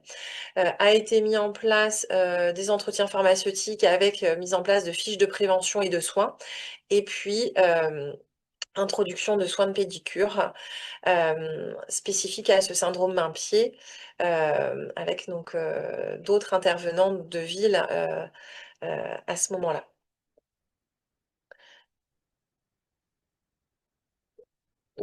Oui, donc juste une mention, en fait, c'était quand on avait travaillé avec l'URPS pharmacien, donc quand on avait créé ces grilles d'entretien pharmaceutique pour répondre à la demande donc de la demande 21. De son côté, en fait, l'URPS pharmacien avait souhaité travailler sur l'élaboration de fiches conseils. Parce que c'est vrai qu'on retrouve un petit peu des choses un peu éparpillées. Donc, ils avaient souhaité voilà, disposer de fiches pour permettre la prévention et la gestion de 10 effets indésirables. Et puis, voilà, au cours justement de l'entretien pharmaceutique dans le cadre de l'avenant 21, pouvoir voilà, voir avec lui quelles étaient comment dire, les manifestations éventuelles ou voilà, anticiper et voir avec lui quelles étaient les solutions qui pouvaient être apportées. Donc, cette fiche à terme, à l'issue de l'entretien, est remise au patient, il la conserve avec lui. Et voilà, c'est plus en fait à l'issue même voilà, du deuxième entretien sur les effets indésirables, on peut voilà, lui remettre une fiche conseil sur les points évoqués. Ah, je crois que c'est encore moi. Donc ça, c'était les infirmiers libéraux, oui, qui nous avaient alertés, puis qui souhaitaient aussi qu'au cours de cette soirée, on vous en parle. En fait, l'avenant 6 à la Convention nationale des infirmiers libéraux, c'est quelque chose qui est peu connu, car nécessite d'ailleurs aussi une prescription du médecin. En fait, c'est un nouvel acte, alors nouvel, je crois qu'il commence un petit peu à dater, mais finalement, comme il est peu connu, c'est souvent ce terme-là qui reste. Nouvel acte d'accompagnement par l'infirmier quant à la prise médicamenteuse au domicile du patient. Donc, c'est-à-dire que l'infirmier au domicile va pouvoir évaluer la capacité d'organisation du patient, ils sont un petit peu nos yeux. Donc, c'est comment dire, un acte qui nécessite une prescription médicale. lors de la mise en œuvre ou la modification d'un traitement, ou alors ou lorsqu'une situation peut remettre en question l'observance, hein, qui est un enjeu majeur. Et donc, c'est pour un patient à domicile, justement non hospitalisé, non dépendant, fragile et polymédiqué, disons que j'ai du mal. Donc, en fait, cela va regrouper 3 séances qui vont être réalisées dans le mois, où là aussi, l'infirmier au domicile va pouvoir évaluer l'adhésion au traitement du patient, son observance, voir si là, il va gérer son stock. En général, si on a un petit peu trop, c'est pas bon signe. Et pouvoir aussi être un relais dans la détection des effets indésirables. Et tout ça va concourir, voilà, à une meilleure organisation de la prise en charge. Donc là aussi, l'infirmier va dresser en fait un compte-rendu de son évaluation auprès du médecin prescripteur et ou médecin traitant. Donc voilà, de ces échanges-là au domicile du patient.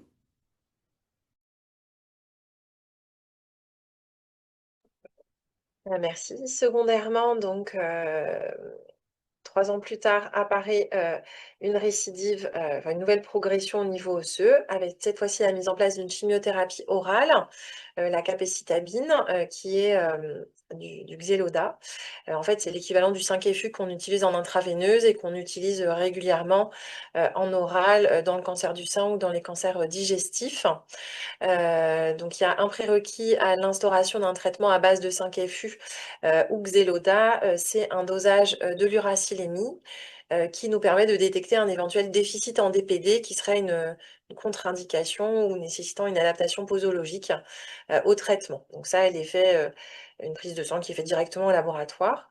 Et donc, se développe en cancérologie un suivi par infirmière en pratique avancée qui a une valence cancérologique et qui maîtrise les traitements oncologiques et qui assure en fait un suivi en alternance avec le médecin, de manière à avoir un suivi plus régulier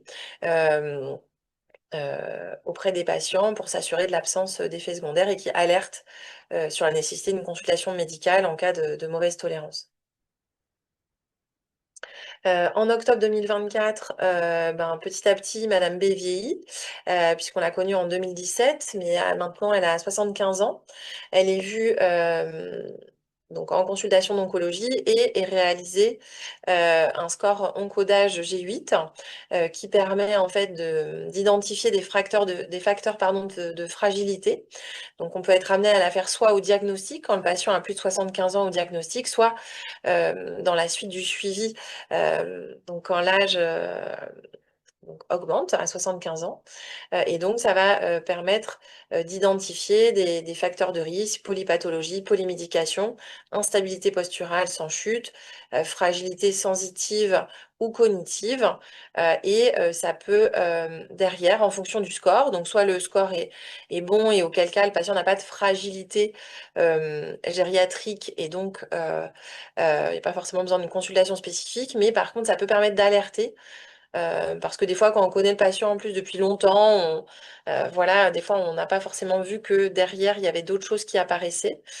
Et donc, ça permet de mettre en relation avec l'infirmière d'oncogériatrie ou l'oncogériatre pour nous aider à envisager des adaptations thérapeutiques, à mettre en place des soins de support qu'on n'aurait pas identifiés en première intention. Et donc, je pense que c'est le docteur Catnos qui va intervenir sur cette partie. Oui, du coup, simplement pour bien réexpliquer ce qu'est l'oncogériatrie, c'est vraiment un partenariat, une collaboration entre l'équipe d'oncologie et l'oncologue au sens large, hein, l'oncologue médical, mais également pour d'autres patients, l'hématologue, le chirurgien, le radiothérapeute et l'équipe d'oncogériatrie. Alors, il y a des infirmières, on va y revenir, et des médecins gériatres, alors pas n'importe lesquels, des médecins gériatres qui sont quand même très, très largement formés et expérimentés dans le domaine de la cancérologie. Ce partenariat, à la fois, il répartit les rôles, c'est-à-dire qu'en aucune façon, contrairement à ce que certains croient de temps en temps, le gériatre ne va pas se substituer en aucune façon à l'oncologue. L'oncologue, il reste le plus compétent pour faire le bilan, alors soit initial, soit évolutif de la maladie et définir le projet thérapeutique qui paraît le plus adapté au cancer ou à son évolution. Et le gériatre, lui, il a pour objectif et pour mission d'évaluer l'état de santé global de la personne et essayer de prédire si le traitement proposé est compatible avec son état de santé, si l'état de santé est suffisamment solide pour pouvoir résister à ce traitement ou s'il existe des risques majeurs de dégradation qui peuvent rendre ce traitement et cette proposition thérapeutique déraisonnable et délétère. Et puis entre il n'y a pas de problème et ça risque d'être très délétère, il y a toute une catégorie de personnes pour lesquelles on peut faire effectivement, comme le docteur Le Fur vient de l'évoquer, des propositions d'adaptation dans la prise en charge de façon à ce que ce traitement se passe le mieux possible. Alors là, on utilise nos compétences et nos ressources gériatriques pour faire des propositions avec les connaissances qu'on a du milieu gériatrique, d'organisation à domicile, mais aussi souvent des propositions d'hospitalisation en unité de gériatrie, par exemple pour accompagner, encadrer un traitement qu'on prévoit difficile. C'est ce qu'on fait très régulièrement à Rennes, par exemple pour les patients très âgés, isolés, qui vont avoir des irradiations ORL ou des traitements un petit peu lourds. Voilà, ça peut être aussi un suivi par nos infirmières d'oncogériatrie en lien avec la ville et en lien avec les équipes d'oncologie, et en aucun cas en se substituant à l'équipe d'oncologie, mais en évaluant plus les difficultés sur le versant gériatrique et non pas oncologique. Donc l'idée, c'est finalement de soigner un patient et pas simplement un cancer, en prenant en compte l'ensemble de son état de santé et pas simplement les éléments liés au cancer. Donc l'outil de dépistage G8, oui, il doit être fait par l'équipe d'oncologie, et ce dépistage lui permet d'aider à définir si le patient est à risque de fragilité, et c'est une évaluation plus complète qui va le définir, ou s'il ne l'est pas. Donc en fonction du résultat de ce score qui est fait très rapidement, supérieur à 14, ben on dit que ce patient, finalement, il a l'air plutôt en capacité de bien tolérer le traitement, et il n'y a pas de raison de demander l'avis du gériatre. On peut d'emblée lui proposer le traitement optimal, et dans le cas contraire, une évaluation gériatrique est recommandée et permet d'évaluer toutes les facettes de l'état de santé et donner des réponses les plus adaptées possibles pour faire les meilleurs choix thérapeutiques pour ce patient. Je ne sais pas s'il y a une autre diapositive après. Donc, cette évaluation oncogériatrique, elle se fait un petit peu partout en coordination avec nos infirmières. C'est-à-dire que les infirmières font une première évaluation et le médecin gériatre complète, synthétise et interprète cette évaluation pour donner des réponses aux médecins oncologues.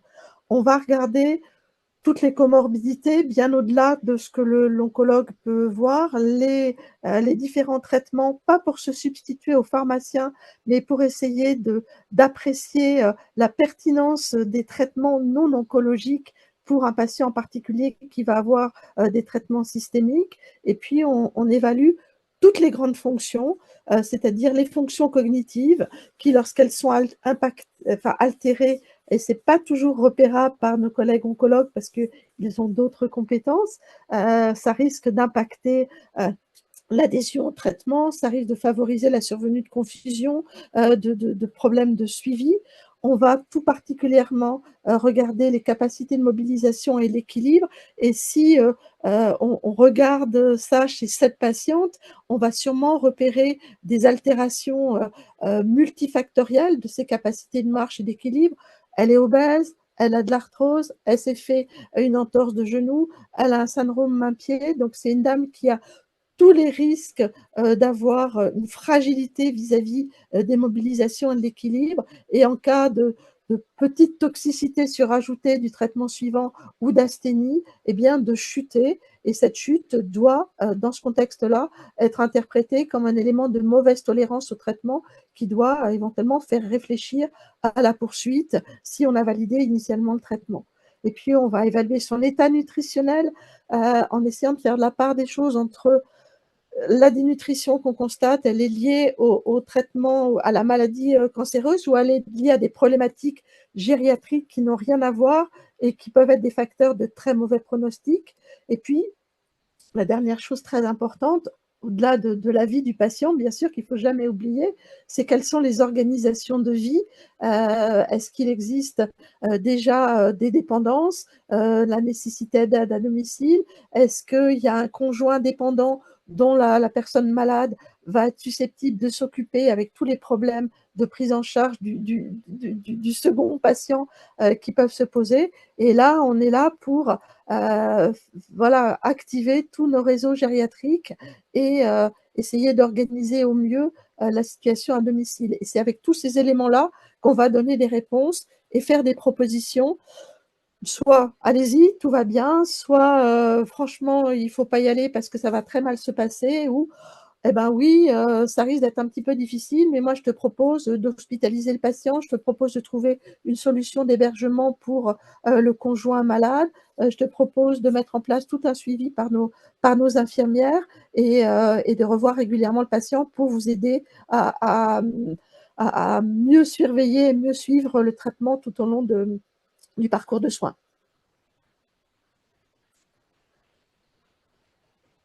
On arrive en 2025 et le PET scanner objective une stabilité de l'atteinte osseuse secondaire au niveau donc, du squelette axial et périphérique. Elle poursuit son traitement de chimiothérapie orale avec une bonne tolérance, avec la poursuite d'un suivi à domicile par infirmière libérale. Il persiste un syndrome main-pied, mais qui est jugulé grâce à la poursuite de l'hydratation et aux soins recommandés avec les soins de pédicure réguliers.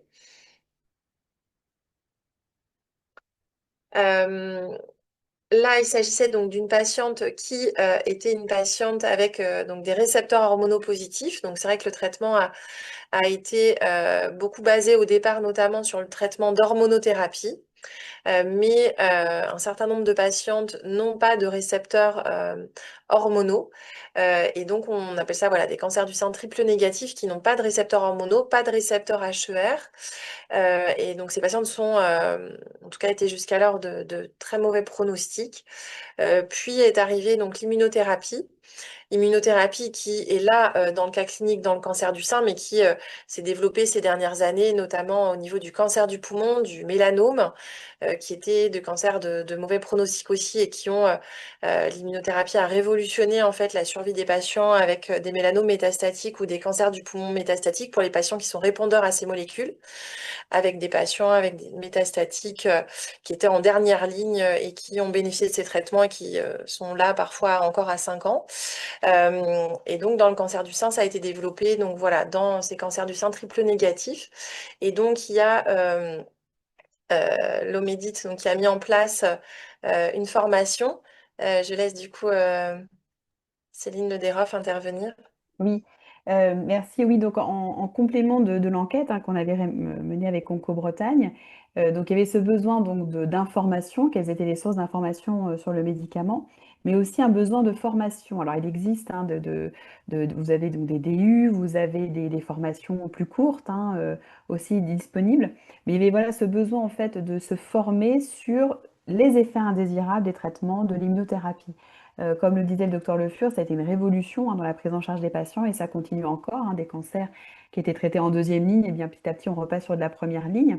Et là aussi, en ville, en fait, il y avait ce sentiment d'être un petit peu démuni ou dépassé, parce que c'était des mots qui étaient connus, l'immunothérapie. Mais concrètement, en quoi ça consistait? Voilà, quand les infirmières se rendaient au domicile du patient pour faire des prélèvements, je sais que ma patiente doit avoir une immunothérapie, mais je n'en sais pas plus. Ou voilà, quand le patient vient voir son médecin traitant, son pharmacien, voilà, regardez, je vais avoir ces effets, peut-être ces effets indésirables là. Donc on a mis en place un certain nombre de mesures ou que je dois pouvoir dégainer à temps. Mais voilà, ce sentiment, ce besoin de formation était là. Et donc c'est vrai que donc avec donc, le tuteur de santé Onco5, avec Hector Bretagne et le centre Eugène Marquis, on s'est lancé, c'est la première fois qu'on faisait ça, en tout cas à mon niveau, un module e-learning dédié vraiment à l'immunothérapie, mais pour aller vraiment sur les effets indésirables, savoir les identifier, les reconnaître, les gérer et les prévenir, parce que c'est vraiment une particularité avec tous ces effets indésirables immunomédiés. Donc, c'est un module e-learning qui est gratuit, qui est déposé sur notre site internet de l'Homélie de Bretagne, qui a aussi été déposé par Hector Bretagne. Et voilà, donc gratuite. Vous avez, je pense que si on voit sur la slide d'après, c'est quelque chose qui répond aux critères Calliope. Donc vous avez tout un préambule. Donc il y avait aussi du Centre Eugène Marquis, il me semble qu'il y avait le docteur Antoine Deleuze, qui fait toute une introduction sur ce qu'est l'immunothérapie. Partir un petit peu de la base pour mieux comprendre ces effets indésirables immunomédiés, pouvoir balayer les effets indésirables principaux, ils sont au nombre de 14 par organe. Mais voilà, à terme, en fait, vous pouvez télécharger un fichier Excel où, voilà, par effet indésirable, quels sont les aspects cliniques sur lesquels vous pouvez détecter un certain nombre d'éléments sur lesquels vous allez être sensibilisé, et puis les conseils de prévention assez simples, voire de gestion dans ces cas-là. Il y a beaucoup de questions aussi qui reviennent sur est-ce que mon patient serait éligible, mon patient m'a posé des questions, je n'ai pas su quoi lui répondre. Donc selon un petit peu le profil aussi du patient, ça vous permet de mieux, on va dire, approcher cette révolution qu'est l'immunothérapie et d'avoir un certain nombre de réflexes. Donc ça, c'est vraiment quelque chose voilà, mis en ligne, gratuit et qui va vous, on l'espère, en tout cas on a eu de bons retours, mais vous donner les armes pour être plus au taquet, on va dire, sur les effets indésirables liés à l'immunothérapie. Juste par rapport à l'immunothérapie, c'est vrai qu'en fait, c'est une molécule, alors, de façon très simple, mais ce sont des molécules qui vont booster. Normalement, on se dit que voilà, une cellule cancéreuse, c'est une cellule étrangère au corps, donc normalement, notre système immunitaire devrait réussir à lutter pour, sauf qu'elles ont des mécanismes pour se cacher un petit peu de notre système immunitaire. Et donc, en fait, l'immunothérapie, elle est là pour booster le système immunitaire et afin qu'ils puissent détecter ces cellules et réussissent à les détruire.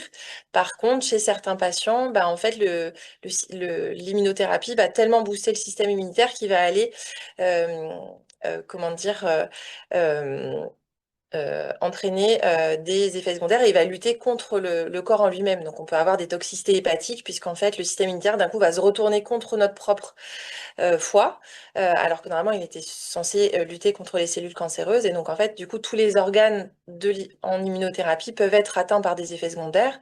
On a par contre une bien meilleure tolérance en termes de fatigue par rapport à une chimiothérapie classique.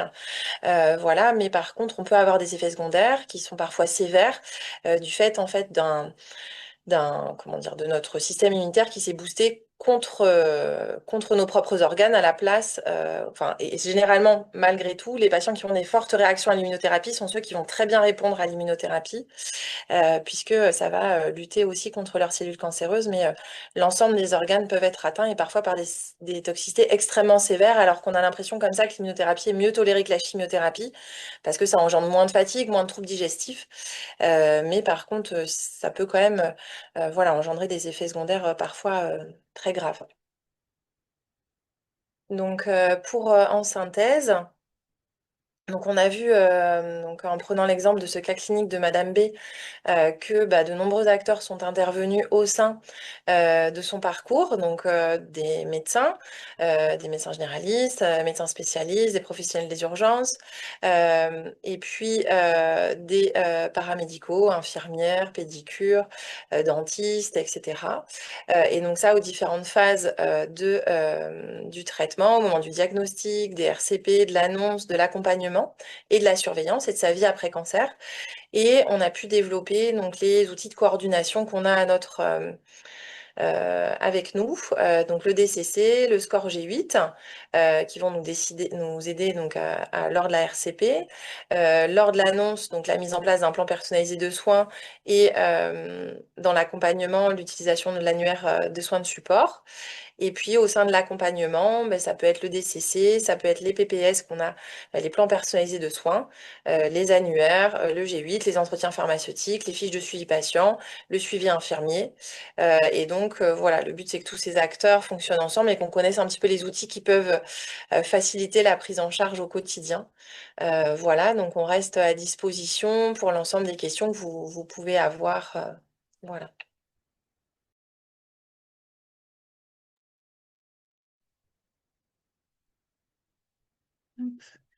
Merci beaucoup. Oui, avant de passer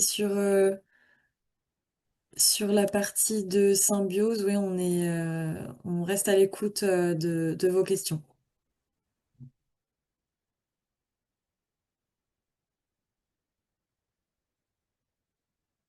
Je sais que dans le chat, il y avait une question du DAC qui était sûrement adressée à Céline, qui était comment fait-on pour avoir la liste des pharmaciens? Alors, je ne comprends pas la question. La Oui, liste des pharmaciens de... euh, alors, Excusez-moi, je vais pouvoir reprendre. Bonsoir, Joséphine Bonsoir. Huette, responsable de parcours au DAC Cap Santé Estarmor.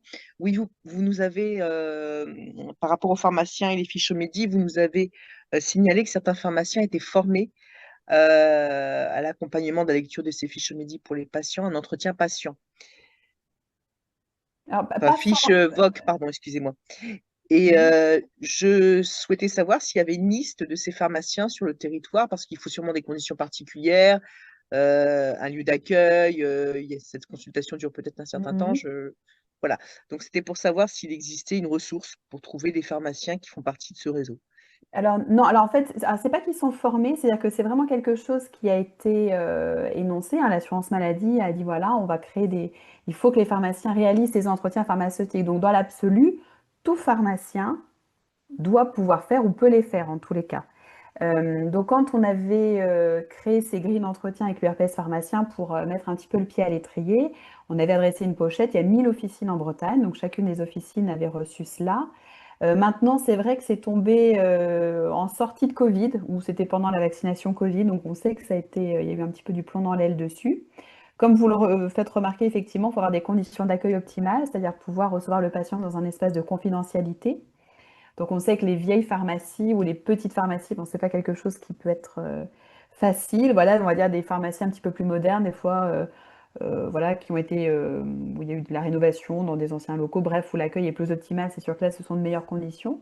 Donc on n'a pas la liste. Alors je sais que peut-être que l'assurance maladie pourrait dire, voilà, on sait qu'il y a dans telle pharmacie, ces entretiens-là ont déjà été réalisés. Mais dans l'absolu, tout le monde peut les faire devrait pouvoir le proposer, mais effectivement, ça dépend maintenant des ressources en espace, en ressources humaines. Et puis, comme vous le dites, il faut avoir aussi une fibre, ou du moins, on sait qu'il y a des pharmaciens qui ne se sont pas lancés dedans parce qu'ils ne se sentaient pas assez aguerris pour le faire. Une méconnaissance, alors il y a des pharmaciens qui ont déjà fait des DU, certains qui sont sortis de la faculté il n'y a pas si longtemps, donc c'est peut-être quelque chose qui est un petit peu plus comment dire, frais. Mais on sait qu'il y a des contraintes, oui, en ressources humaines ou en locaux qui peuvent être un frein à la réalisation de ces entretiens-là. Après, en pratique, les patients, quand ils vont dans leur pharmacien leur propose, en fait, quand quand ils ont un patient qui reçoit enfin, qui a une ordonnance, qui se présente avec une ordonnance d'un médicament qui relèverait de ce type d'entretien, si le pharmacien est disposé, enfin voilà, en tout cas juge qu'il a la ressource et les compétences, c'est proposé au patient. Et après, soit le patient accepte ou refuse, mais c'est une proposition qui est faite au patient. Alors, et je rebondis, parce que je repense quand vous disiez, ils sont formés. Peut-être que c'est quand j'ai parlé d'oncoling, peut-être que votre question est venue de ça. En fait, oui, il y a une expérimentation dite oncoling, article 51, où en fait, si vous voulez, c'était Unicancer, il me semble, hein, qui avait lancé cela, en voyant qu'il y avait plein d'initiatives dans différentes régions de France, a voulu créer un accompagnement, un parcours coordonné ville-hôpital. Alors, certains établissements se sont lancés dedans. Donc, à l'échelle de la Bretagne, c'est le Centre Eugène Marquis, l'hôpital de Quimper et le CHU de Brest. Pour Quimper, voilà, je sais qu'ils étaient assez novateurs, bien avant l'existence d'Oncoling, il y avait déjà cet accompagnement, ce lien ville-hôpital qui était créé. Alors là, je parle des pharmaciens, bien sûr, sans minimiser le rôle des équipes d'oncologie et hématologie, mais je sais que voilà, il y avait ce lien qui était créé entre les pharmaciens hospitaliers et les pharmaciens de ville. Souvent, quand d'ailleurs les pharmaciens montent dans certains services, hein, ça dépend des établissements, mais des fois, il y a des pharmaciens hospitaliers qui montent dans les services d'oncologie, d'hématologie et qui vont créer ce relais vers la ville. En tous les cas, pour ce qui est donc de l'expérimentation Oncolink, article 51, oui, là, il y a vraiment l'hôpital, si vous voulez, qui va aller vers la ville, qui notamment va passer par un contact auprès du pharmacien d'officine et qui va lui dire, voilà, on a un certain nombre d'outils que l'on peut vous mettre à disposition pour vous aider dans la prise en charge de ce patient-là. Donc c'est vrai qu'une officine, on va dire, qui n'en aurait jamais fait ou qui se sentirait perdu, il y a vraiment cet accompagnement-là dans l'expérimentation oncologique. Maintenant, voilà, En dehors de cela, comme je le disais, il y a la norme 21, le droit commun, l'assurance maladie, qui a souhaité que ces entretiens soient mis en place, qui a dit voilà, il faut atteindre ces objectifs-là, poser ces questions-là. Et c'est vrai que là, pour le coup, le pharmacien était démuni puisque il partait de très loin. S'il n'avait pas voilà, un temps où il se dégageait du comptoir pour pouvoir faire des recherches sur la molécule, rassembler des données sur son patient, alors, soit parce qu'il va être proactif, appeler l'hôpital, ou bien parce que l'hôpital a pris contact avec lui. Mais c'est vrai que tout ça, ça nécessite une certaine organisation. Et des fois, par manque de temps, par manque oui, de ressources humaines ou de locaux à disponibles, c'est vrai que des fois, ça peut être un frein. Mais dans l'absolu, oui, comme le disait docteur Le Fur, c'est quelque chose qui, normalement, quand le patient se présente en officine, nouveau traitement, c'est quelque chose qui devrait être proposé. Mais on sait que ce n'est pas proposé partout. Merci beaucoup et merci pour votre exposé aussi. Alors, s'il y a d'autres questions, n'hésitez pas, comme ça on pourra passer sur l'initiative locale juste après.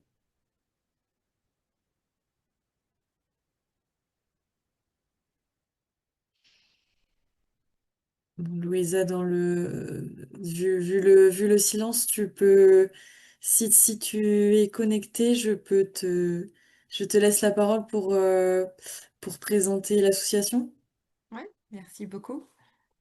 Donc du coup, je me présente, je suis Loïsa Henry, donc je suis une des trois cofondatrices de la maison Symbiose qui a ouvert en fait en 2023 donc sur le secteur de Plérin. Donc pour me présenter en fait rapidement, donc moi je suis atteinte d'un cancer métastatique depuis 2020. Donc en fait j'ai été très bien prise en charge, donc ça rejoint, il y a beaucoup de choses qui faisaient le parallèle avec tout ce qui vous a été présenté dans le cas de Madame B tout à l'heure.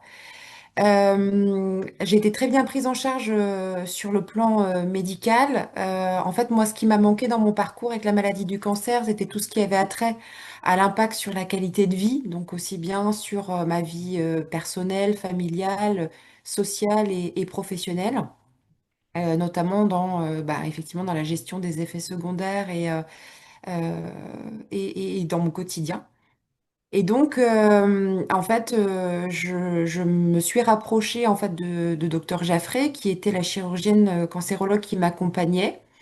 Et on a eu l'idée en fait de vouloir créer en fait une maison de soins de support oncologique qui serait destinée aux femmes, toutes pathologies confondues.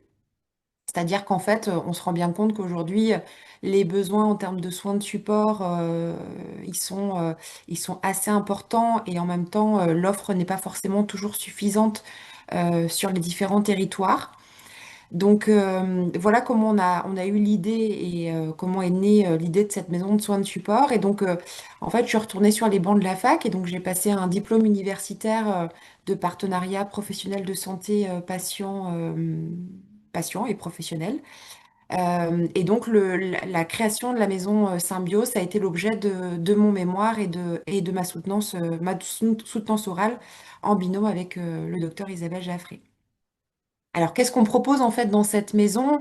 Je rejoins ce qui a été dit tout à l'heure. En fait, hein, on s'est basé tout simplement sur les paniers de soins de support qui sont proposés par l'INCa.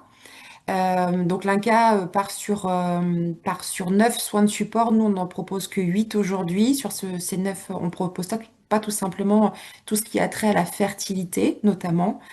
Mais autrement, voilà, tous les autres soins de support sont présents. Donc, sachant qu'on accorde une très très grande importance à l'activité physique adaptée, ça, je sais qu'en tant que professionnel de santé, vous le martelez au quotidien. Et ça, je pense que les patientes, elles l'ont très bien compris.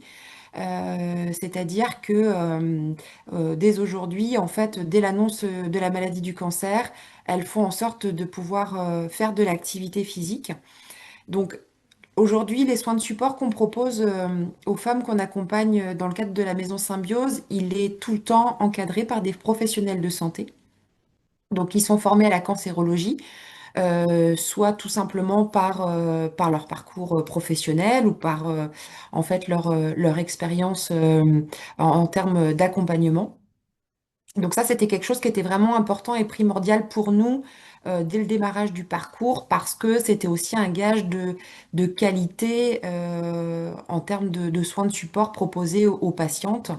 Et la vulnérabilité est tellement importante pendant le parcours qu'on voulait aussi qu'elle n'ait pas à se poser de questions sur la qualité des soins qu'on pouvait prodiguer.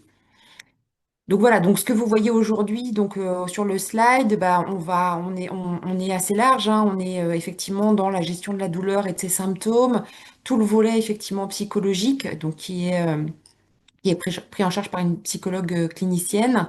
Vous parliez tout à l'heure ben, des troubles liés, tout ce qui peut être notamment digestif. Donc voilà, il y a une infirmière nutritionniste qui intervient sur toute la dimension diététique et nutritionnelle. Un sujet qui est souvent peu abordé, c'est l'oncosexologie. Donc ça, on tenait vraiment à en parler. C'était quelque chose qui était important pour nous. Donc on a une kiné périnéale qui a monté avec nous un atelier autour de cette thématique-là. Tout ce qui a trait, bien entendu, à l'image, la transformation corporelle, hein, socio-esthétique et socio-coiffure notamment, et qui, côté patiente, est un sujet qui est très important pour elle, notamment dans le cadre de la chimiothérapie. Et ensuite, tout le volet autour de l'art-thérapie et du bien-être et de la relaxation.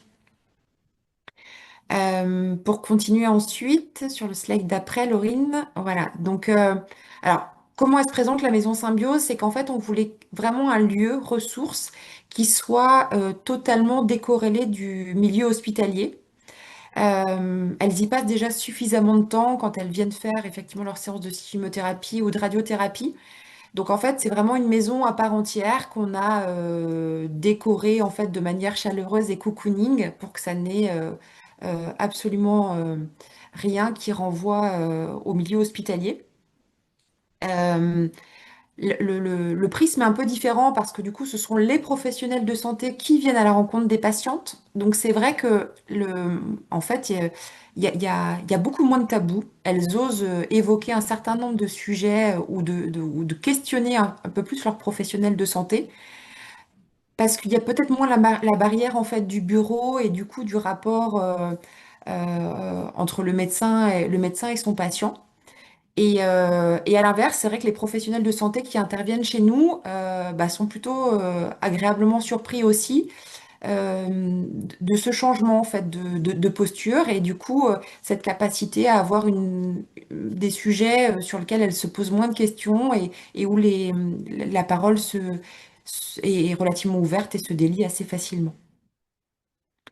Voilà, donc notre ambition, bah, c'est tout simplement hein, d'améliorer le parcours de soins. Donc nous, on n'est pas du tout sur le côté médical, on n'intervient pas là-dessus du tout. C'est-à-dire que si elles ont des questions, on les renvoie systématiquement vers leurs professionnels de santé. Nous, on est vraiment dans l'accompagnement au titre des soins de support, comme on vous en parlait tout à l'heure.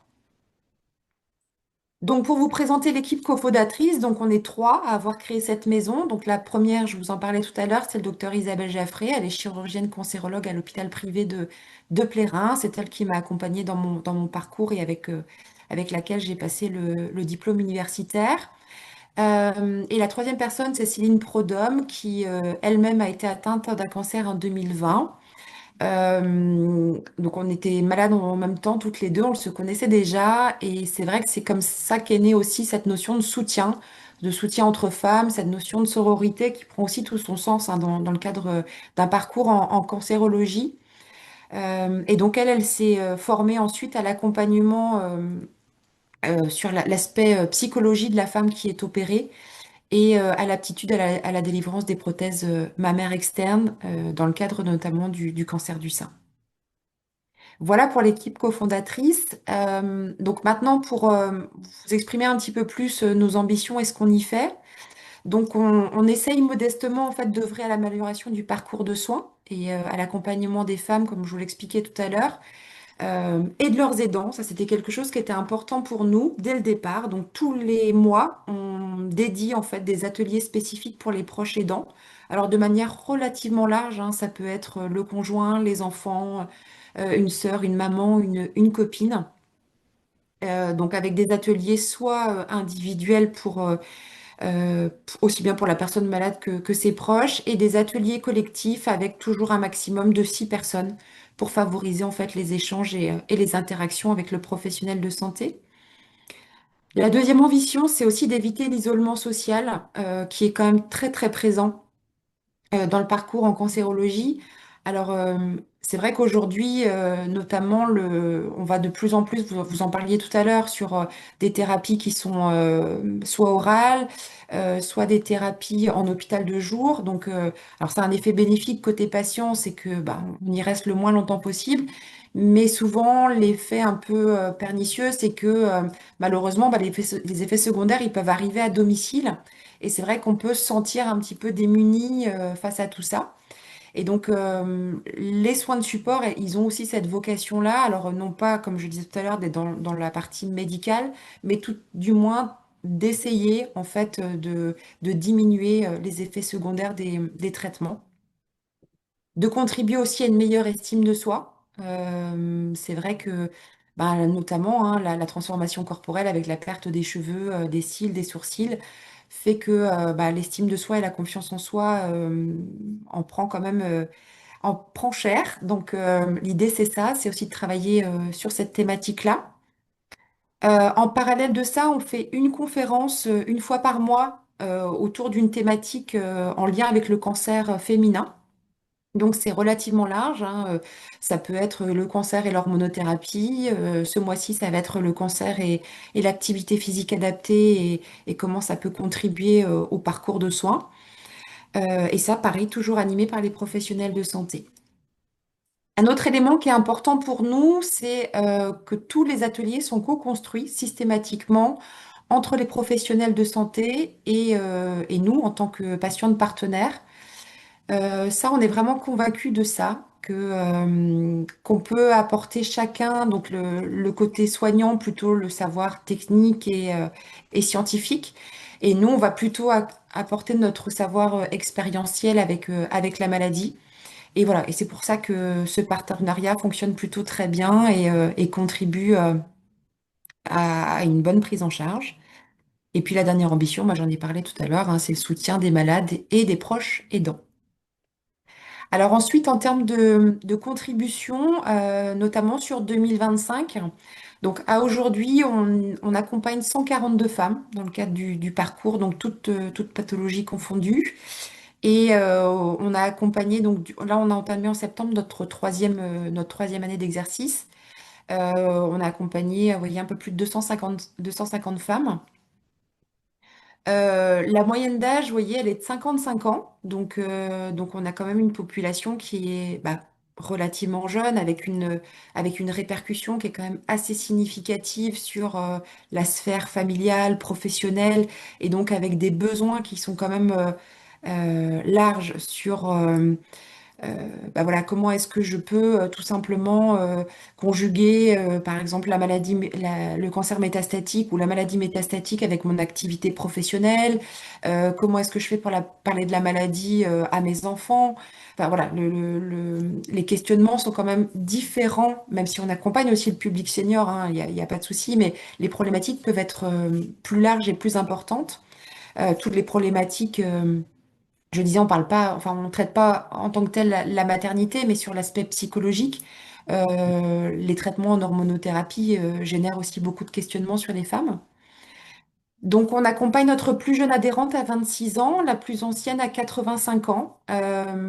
Les échanges aussi entre femmes et entre générations apportent énormément entre elles.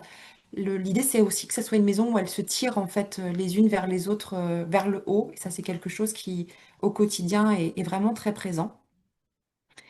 Et à aujourd'hui, vous voyez, on a réalisé à peu près 1300 ateliers sur notre année. Donc, c'est quand même assez significatif, hein. Ça fait entre 30 et 40 ateliers par semaine. Donc, voilà, ça demande une vraie démarche d'organisation et de coordination au sein de la maison.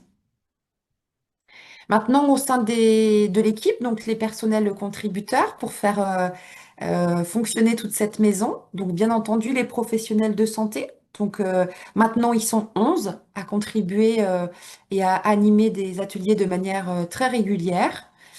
La santé mentale, bien entendu, j'en ai parlé tout à l'heure, hein, qu'on ne souhaite pas négliger. Donc, on a une psychologue clinicienne qui est là une journée par semaine avec nous. Ensuite, tout le volet, comme on expliquait tout à l'heure, en activité physique adaptée notamment. Donc, on a maintenant, on a deux coachs en activité physique adaptée, une socio-esthéticienne et une socio-coiffeuse qui sont plutôt sur le volet image. Et puis ensuite, bien entendu, tous les partenaires, mécènes et institutionnels qui contribuent à ce projet et qui sont aussi promoteurs. Il y a une statistique que j'aime bien donner parce que je trouve qu'elle est assez significative. C'est aujourd'hui, il y a plus de 60% de nos adhérentes qui viennent sur recommandation médicale. Euh, Ça, je pense que c'est important. C'est un gage de confiance, en fait, de la part des adhérentes. C'est vrai que c'est pas facile, en fait, de franchir les portes d'une structure telle que la nôtre, ou peu importe, en termes de soins de support, peu importe la structure. C'est que c'est encore une démarche supplémentaire à faire en plus du parcours de soins. Et quand les médecins sont convaincus et recommandent notre maison, en fait, c'est plus facile pour elles de franchir la porte et qu'elles savent qu'en fait, derrière, elles vont être accueillies et pouvoir avoir des soins de support de qualité. Voilà sur les professionnels contributeurs. Donc, voilà, là, je vous mettais plus quelques éléments pour pouvoir suivre notre actualité et ce qu'on y fait, et puis pour pouvoir aussi relayer notre maison associative. Donc, on accompagne sur tout le territoire des Côtes d'Armor. Donc on est basé effectivement sur Plérin parce qu'il fallait positionner la maison à un endroit. Mais pareil, pas de frein. Il y a beaucoup de personnes qui viennent de Lannion, qui viennent de l'Oudéac parce que elles ont vraiment ce besoin de trouver des soins de support. Et l'avantage de la maison, c'est qu'en fait, elles peuvent aussi rester déjeuner sur place. C'est quelque chose, c'est une possibilité qu'on donne aux adhérents. Donc, elles peuvent faire un atelier le matin, déjeuner, un autre atelier l'après-midi. Donc, on les voit moins souvent, mais elles font vraiment une journée dédiée pour elles. Voilà, merci à vous. Merci, Louisa. Merci beaucoup, Euh, hein. Voilà, faut quand même dire qu'ils ont monté un projet de rien en quelques années avec une activité majeure aujourd'hui et c'est vraiment un soutien hyper important pour nous. Merci beaucoup. Est-ce que peut-être il y a des questions pour la maison Symbiose?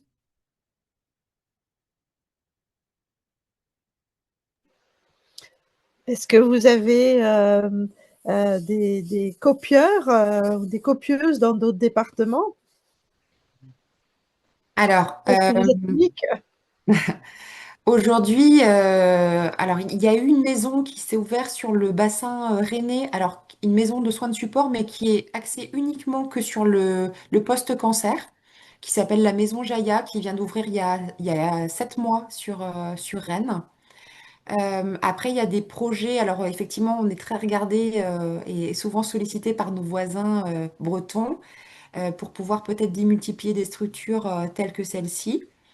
À aujourd'hui, il n'y a pas de projet suffisamment avancé et abouti. Je pense que la prochaine qui viendra, mais ça sera sur le territoire de la Manche, mais pas encore sur le territoire breton.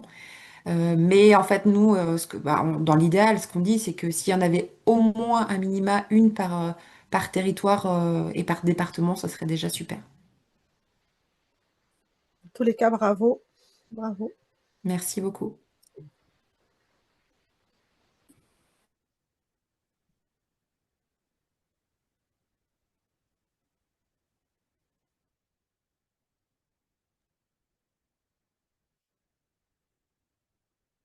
Alors, il y a quelques questions qui arrivent dans le chat.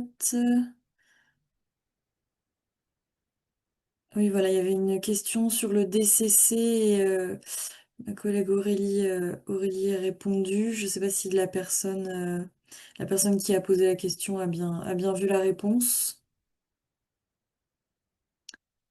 Et puis sinon, il y avait une autre question sur le financement de la maison Symbiose qui du coup est adressée à Louisa. Oui. Alors, le financement de la maison Symbiose, Alors, on va dire que la première chose, c'est tout simplement les partenaires. Alors, les partenaires, ce sont des entreprises privées qui nous accompagnent en fait dans ce projet. On a démarré comme ça. Les partenaires privés ainsi que les événements que nous, on peut mener en fait au sein de la maison. Depuis l'année dernière, en fait, on a l'ARS pardon, qui nous accompagne en fait donc sur le financement de quelques soins de support orientés post-cancer autour de l'activité physique adaptée, de la nutrition et de l'aspect psychologique. Et on aura un nouveau financement à partir de 2026, l'année prochaine, sur le besoin centré plutôt autour de la coordination, parce que c'est vrai qu'aujourd'hui, ben, je prends mon cas personnel, hein, je suis totalement bénévole dans cette association. On est une petite équipe, on est une petite équipe de 10 personnes et 10 personnes bénévoles. Alors malgré tout l'intérêt effectivement de cette maison, ça prend beaucoup de temps et beaucoup d'énergie et il y a un vrai travail à faire sur, voilà, sur la coordination des soins de support et sur l'offre qu'on peut proposer à nos adhérentes. Donc voilà, ça c'est quelque chose sur laquelle ils vont nous accompagner à partir de l'année prochaine. Et puis bien entendu, bah, les dons, voilà, les dons que les particuliers peuvent nous faire ainsi que le mécénat. Donc voilà nos sources de revenus. Merci. Est-ce qu'il y aurait des dernières questions et après, après on va pouvoir clore le webinaire.